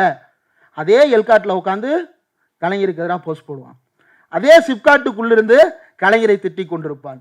அதே இண்டஸ்ட்ரியல் எஸ்டேட்டுக்குள்ளிருந்து என்ன ஆட்சி நடக்குது, ஊருக்குள்ள வேலை வாய்ப்பே இல்லை என்று எழுதி கொண்டிருப்பான். காரணம், இதை பற்றிய புரிதல் பெரிய அளவுக்கு நம்மால் பேசப்படாமல் போனது முக்கியமான செயலாக மாறிவிடுகிறது. அப்போ அதை நாம் மாற்ற வேண்டும். அந்த ஆய்வுகள் தொடர்ந்து செய்யப்பட வேண்டும். தோஹாவில் 2001 நடந்த இண்டஸ்ட்ரியல் மினிஸ்டர்ஸ் மீட்டிங் நடந்தது. தோஹாவில் வேர்ல்டு ட்ரேட் ஆர்கனைசேஷனுடைய மீட்டிங். அந்த ஒப்பந்தத்தில் என்ன நடந்தது அப்படின்னா, தமிழ்நாட்டிலிருந்து அன்றைக்கு ஒன்றிய அமைச்சராக இருந்த முரசொலி மாறன் அவர்கள் கலந்து கொண்டார். அவர் கலந்து கொண்டு அன்றைக்கு பேசிய பேச்சும் அவர் பண்ண நெகோசியேஷனும் தான் இன்றைக்கு வரைக்கும் ஓரளவுக்கு இந்த பின்தங்கிய பகுதியில் இருக்கக்கூடிய அரசுகள் இந்த லிபரலைசேஷன் எக்கனாமிக்கு உள்ளுக்குள்ள ஒரு ரோல் பிளே பண்றதுக்கு இடத்தை உருவாக்கி தந்தது. அந்த இடத்தை உருவாக்குவதற்கான திட்டம் கலைஞரிடம் மட்டும்தான் இருந்தது. அவர் உருவாக்கி வைத்த அடிப்படைகள் தான் லிபரலைசேஷனுக்கு உள்ள ஆக்டிவ் பீப்புள் ஃபோர்ஸை எங்கேஜ் ஆக வச்சது. அந்த ஆக்டிவ் பீப்புள் ஃபோர்ஸ் எங்கேஜ் ஆனதுனால தான் நம்முடைய அடிப்படையில் பல விஷயங்கள் மாறியது, நம்முடைய வரம்புகள் உயர்ந்தது, நம்முடைய பொருளாதாரம் வளர்ந்தது, நம்முடைய வாங்கும் திறன் அதிகரித்தது. கோவிட் முடிஞ்ச உடனே அனுராக் காஷ்யப் சொன்னார். என்ன சொன்னார்? படம் பார்க்கறதுக்கு இந்தியில ஆள் இல்லை. ஏன் இல்லை? காசு இல்லை. ஆனாலும் நம்ம ஊர்ல தியேட்டர்ல எங்கண்டா படத்தை போட மாட்டேன்னு திட்டினாங்க. ஏன் திட்டினா? காசு இருக்கு, நான் படத்தை போடு அப்படின்னு அவன் கேட்கிறான். அப்ப இந்த பணம் எங்கிருந்து இந்த புழக்கத்திற்கு வந்தது? கலைஞர் கொண்டு வந்த இந்த ஆக்டிவான பாலிசிஸின் மூலமாகத்தான் இந்த ஒவ்வொன்றும் நம்முடைய கைக்கு வந்து சேர்ந்தது. கலைஞரை தனிப்பட்ட முறையில் புரிந்து கொள்வதற்கு இனமானம் கலைஞருடைய அடிப்படை பண்புகளில் ஒன்றாக இருந்தது. அந்த இனமானம் தான் எல்லாவற்றையும் கலைஞர் வேறுபட்ட பார்வையில் சிந்திப்பதற்கு காரணமாக அமைந்தது.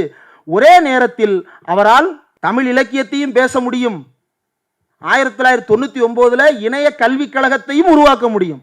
இன்றைக்கும் உலகில் பல்வேறு இனக்குழுக்கள் இருக்கின்றன, பல்வேறு மொழிகள் இருக்கின்றன. இந்தியாவில் பல்வேறு இனக்குழுக்கள் மொழிகள் இருக்கின்றன. இந்தியாவிலேயே 3 மாநிலங்கள்ல மட்டும்தான் மொழிக்கென்று தனியாக அமைச்சகம் இருக்கிறது. முதலில் இந்தியாவில் மொழிக்காக ஒரு அமைச்சகத்தை தமிழ் வளர்ச்சித்துறை, தமிழ் வளர்ச்சிக்கான அமைச்சர் என்று ஒரு துறையையும் அமைச்சரையும் உருவாக்கியது கலைஞர் மட்டும்தான். அதே தமிழ் வளர்ச்சி துறையிலிருந்து கலைஞர் என்ன சாத்தியப்படுத்தினார் என்றால், வெப்சைட்டுன்னு ஒன்று இருக்கிறதே நமக்கு தெரியாது. இந்த வெப்சைட்டில் வந்து தான் நாளைக்கு புத்தகத்தை படிப்பானா அதுவும் தெரியாது. உலகமே பேனாவில், அவரே பர்சனலாக பேனாவில் தான் அனைத்தையும் எழுதுவார். அவர் தட்டச்சு செய்கிறவர் இல்லை, அவர் பேனாவில் தான் எழுதுவார். ஆனால் அவர் அனுமானித்தார் எதிர்காலம் இணையவழியில் தமிழ் இணைய கல்விக் கழகம், தமிழ் டிஜிட்டல் லைப்ரரி.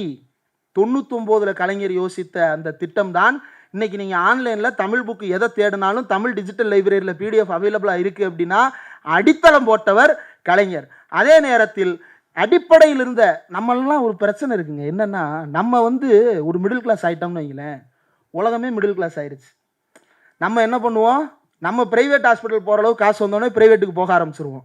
போன உடனே என்ன நினைப்போம், சார் யார் சார் இப்போலாம் கவர்மெண்ட் ஹாஸ்பிட்டல் போகிறா, எல்லாம் பிரைவேட்டில் தான் சார் போய் நிற்கிறான். உங்கள் ஏரியாவில் உனக்கு பிரைமரி ஹெல்த் சென்டர் எங்கே இருக்குன்னு தெரியுமா, அது எங்கே இருந்தால் எனக்கு என்ன சார், முதல்ல அங்கே போய் பாடுறா எத்தனை பேர் போகிறான்னு, அதுக்கப்புறம் உலகத்தை பற்றி நீ பேசு. கலைஞர் இந்த 2 தரப்புக்குமான திட்டங்களையும் செய்தார். இந்த இரண்டையும் அவர் பார்த்தார். நாம் ஒரு இடத்திற்கு வந்ததற்கு பிறகு நமக்கு பின்னாலோ கீழோ இருக்கக்கூடிய எதையும் பார்க்க மறுப்பது போல கலைஞர் பார்க்க மறுக்காமல் அனைத்தையும் பார்க்கக்கூடிய கழுகாக அவர் இருந்தார். அதனால்தான் அவரால் ஒரே நேரத்தில் 1999 அவரால் உழவர் சந்தையும் திறக்க முடியும், 2000 அவரால் டைடல் பார்க்கும் திறக்க முடியும். இந்த ரெண்டையும் வெற்றிகரமாகவும் அவரால் செயல்படுத்த முடியும். இந்த 2 மக்கள் குழுவினுடைய தேவைகளை அவரால் புரிந்து கொள்ளவும் முடியும். இதை தாண்டி உணவு தேவைகளை பூர்த்தி செய்வது, அவர்களுக்கான கல்வி தேவைகளை பூர்த்தி செய்வது என்று அனைத்து திட்டங்களையும் தொடர்ந்து செய்து கொண்டிருந்தார். அந்த கொள்கை பிடிப்பு ரொம்ப அடிப்படையானது. அடுத்து 4வது சனநாயக உணர்வு. அவரிடம் இருந்த மக்களிடமிருந்து வரக்கூடிய விமர்சனங்களையும் எதிர்த்தரப்பிடமிருந்து வரக்கூடிய விமர்சனங்களையும் தன்னுடைய சாதனைகளாக மாற்றிக்கொள்ளுகின்ற அந்த திறமை அவரிடம்தான் இருந்தது. அதை அவர் கடைசி வரை கையில் வைத்திருந்தார். ஆதிக்க எதிர்ப்பு என்பது அவருக்கு எப்போதும் எல்லாவற்றையும் நீ இந்த ஒரு இடத்துல அடிக்கலாம், இனமானம்னா சொல்லலாம் அல்லது ஆதிக்க எதிர்ப்பு என்று சொல்லலாம். அந்த ஆதிக்க எதிர்ப்புணர்வு இருந்ததுதான் கலைஞரை நாம் இன்றைக்கும் கலைஞராக கொண்டாடுவதற்கான காரணம். இதை தாண்டி அவருடைய அரசியலை, அவருடைய ஆட்சியை நாம் புரிந்து கொள்வதில் இன்றைக்கு நமக்கு இருக்கக்கூடிய அடிப்படையான ஒரே தேவை மாநில சுயாட்சி தான். அதில் நிறைவாக ஒரே ஒரு கோட் மட்டும் சொல்லிட்டு முடிச்சிடுறேன். பேரறிஞர் அண்ணா நாடாளுமன்றத்திற்கு போய் முதல்ல பேசுகிறார். உள்ளே போய் இப்போ தான் முதல்ல என்ட்ரியே ஆகுறாரு.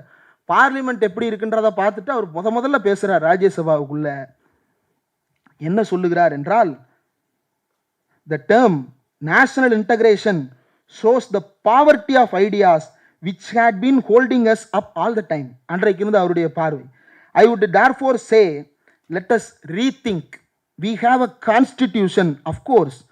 Stalwarts of this country sat and devised the constitution. பெரும் வல்லுநர்கள் இந்த அரசியலமைப்பு சட்டத்தை உருவாக்கி தந்திருக்கிறார்கள். But the time has come for a rethinking, for a reappraisal, for a re-evaluation and a reinterpretation of the word nation. Nation. எது நேஷனாக இருக்க முடியும்? இங்கே இருக்கும் எல்லோரும் என்னுடைய சகோதரர்களாக இருக்கும் பொழுதுதான் இது தேசமாக இருக்க முடியும். நாம house Lannisters and house storks கிடையாது. கேம் ஆஃப் த்ரோன்ஸில் வர்ற மாதிரி ஒருத்தர் அடிச்சுக்கிட்டு வெட்டிக்கிட்டு சாகிறதுக்கு அது ஒரு நாடு கிடையாது. கேம் ஆஃப் த்ரோன்ஸ் பார்த்துருக்கீங்களா? அதில் நார்த் ரிமெம்பர்ஸ், நம்ம இதில் சவுத் ரிமெம்பர்ஸ். ஏன் அதில் நார்த் ரிமெம்பர்ஸ்? நார்த்துக்கு என்ன பிரச்சனை? நார்த் அடிமையாக இருக்க விரும்பலை. ஏன் அடிமையாக இருக்க விரும்பலை? நீ என்னோட சகோதரன் இல்லைன்னு அவன் சொன்னான். ஆனால் நாம் சகோதரர்களாக இருக்கணும்னு நினைக்கிறோம். ஆனால் அந்த சகோதரத்துவருக்கு தேவையான சமத்துவத்தை அடைவதற்கான ஜஸ்டிஸ் அண்ட் லிபர்ட்டி, சமூக அரசியல் மற்றும் பொருளாதார நீதியை கொடுப்பதற்கும் தனிமனித சுதந்திரத்தை உறுதிப்படுத்துவதற்குமான எந்த வேலைகளையும் செய்ய நாம் தயாராக இல்லாவிட்டால் இந்த தேசம் என்கின்ற வார்த்தை கேள்வியாகிவிடும். அப்படி ஆகக்கூடாது என்பதுதான் கலைஞர் கடைசி வரைக்கும் சொன்னது. திராவிட இயக்க நூற்றாண்டு விழா என்று ஒரு கூட்டத்தை நடத்துகிறார். அதிலும் கலைஞர் அதைத்தான் சொல்லுகிறார். கடைசியில் அவர் சொன்ன அந்த வரிகள் ரொம்ப முக்கியமானது. வாவ்டா அப்படின்ற அந்த வீடியோனுடைய லாஸ்ட் மொமெண்டாக அது வரும். நிறைவாக உங்களிடம் நான் கேட்க விரும்பும் ஒரே கேள்வி, அண்ணா விட்ட இடத்தில் தான் கலைஞரும் நம்மை விட்டு சென்று இருக்கிறார். ஆனால் பல்வேறு விஷயங்களை வென்று தந்து சென்று இருக்கிறார். அந்த வென்று தந்த விஷயங்களை எடப்பாடி பழனிசாமி போன்றவர்கள் மென்று தின்று நம்மை சக்கையாக மாற்ற பார்த்தார்கள். இனி எதிர்காலத்திலும் அதே சக்கையாக நம்மை மாற்றுவதற்கு அவர்கள் முயற்சி செய்கிறார்கள். பாஜக என்கின்ற மனிதனை அரைக்கின்ற அந்த இயந்திரத்தோடு எடப்பாடி பழனிசாமி என்கின்ற அந்த மனித இயந்திரத்தை இயக்கி கொண்டிருக்கிறவர் நம்ம முன்னாடி வந்து நிற்கிறாரு. அவரிடம் நாம் கேட்க வேண்டிய கேள்வி, இது எதுவாவது உங்களுக்கு தெரியுமா சார்? யார் அந்த சாருன்னு நீங்க கேட்கறதெல்லாம் இருக்கட்டும் சார், இது எதுவாவது உங்களுக்கு தெரியுமா சார்? திராவிடம்னா என்னன்னு உங்களுக்கு புரியுமா சார் என்கின்ற அந்த கேள்வியை நாம் அவரிடம் கேட்க வேண்டும். உங்களிடம் கேட்க விரும்புவது, அண்ணா சொன்னது, the moment we were denied a steel plant, Salem உருக்காலையை கேட்டு போராட்டம் ஒன்றிய அரசு கொடுக்கவில்லை, கலைஞர் வந்துதான் அதை பெற்று தந்தார். அண்ணா சொல்லுகிறார், சேலத்தில் உருக்காலை எங்களுக்கு இல்லை என்று நீங்கள் சொன்னால், புதிய ரயில்வே தண்டவாளங்களை எங்களுக்கு அமைத்து தரமாட்டோம் என்று நீங்கள் சொன்னால், புதிய எண்ணெய் வடிகால்களை எங்களுக்கு உருவாக்கி தரமாட்டேன் என்று நீங்கள் சொன்னால், இதுதான் டெல்லியினுடைய வேலை. எப்போதும் டெல்லி இப்படித்தான் நமக்கான உரிமைகளை மறுத்து கொண்டே இருக்கும். வாருங்கள் தோழர்களே, அந்த டெல்லிக்கு எதிராக நாம் அணிதிரள்வோம் என்று எந்நாட்டு மக்கள் தமிழ்நாட்டின் தென்கோடியிலிருந்து குரல் எழுப்புவார்கள். அந்த குரலை நான் எழுப்பிக் கொண்டு இந்த நாடாளுமன்றத்திற்கு வந்திருக்கிறேன். உன்னால் அதை பொறுக்க முடியாது என்பதை அண்ணா அன்றைக்கு எச்சரித்து சென்றார். அதற்கு பிறகு கலைஞர் வாழும் காலம் முழுவதும் எல்லாவற்றிலும் எச்சரித்து சென்றார். இன்றைக்கும் நம்முடைய முதலமைச்சர் முத்துவேல் கருணாநிதி ஸ்டாலின் என்று அவர் அந்த பேரை முத்துவேல் கருணாநிதி ஸ்டாலின் என்று விரித்து சொன்னதற்கு பின்னாலும் ஒரு அடையாளம் இருக்கிறது. வாசித்துக் கொண்டிருந்தவர் நிமிர்ந்து பார்த்ததற்கும் ஒரு அடையாளம் இருக்கிறது. அது வெறுமன புகழாரங்களுக்கான அடையாளம் அல்ல, தமிழ்நாட்டினுடைய வரலாற்றிலிருந்து எழுந்து வந்த அடையாளங்கள். அந்த அடையாளங்களை பின்பற்றித்தான் தமிழர்களாகிய நாம் எதிர்காலத்தை நோக்கி நடைபோட வேண்டும். அந்த நடைபோடுவதற்கு இன்றைக்கு நமக்கு தேவை. அண்ணா சொன்னார் இல்லையா, இனமானத்தோடு அங்க ஒருத்தன் கேட்பான்னு, அந்த கேள்வியை சாமானியம் கேட்கின்ற நிலையை ஏற்படுத்துவோம். மத்தியில் கூட்டாட்சி, மாநிலத்தில் சுயாட்சி, கலைஞர் கேட்டது போல வென்றெடுப்போம். நன்றி.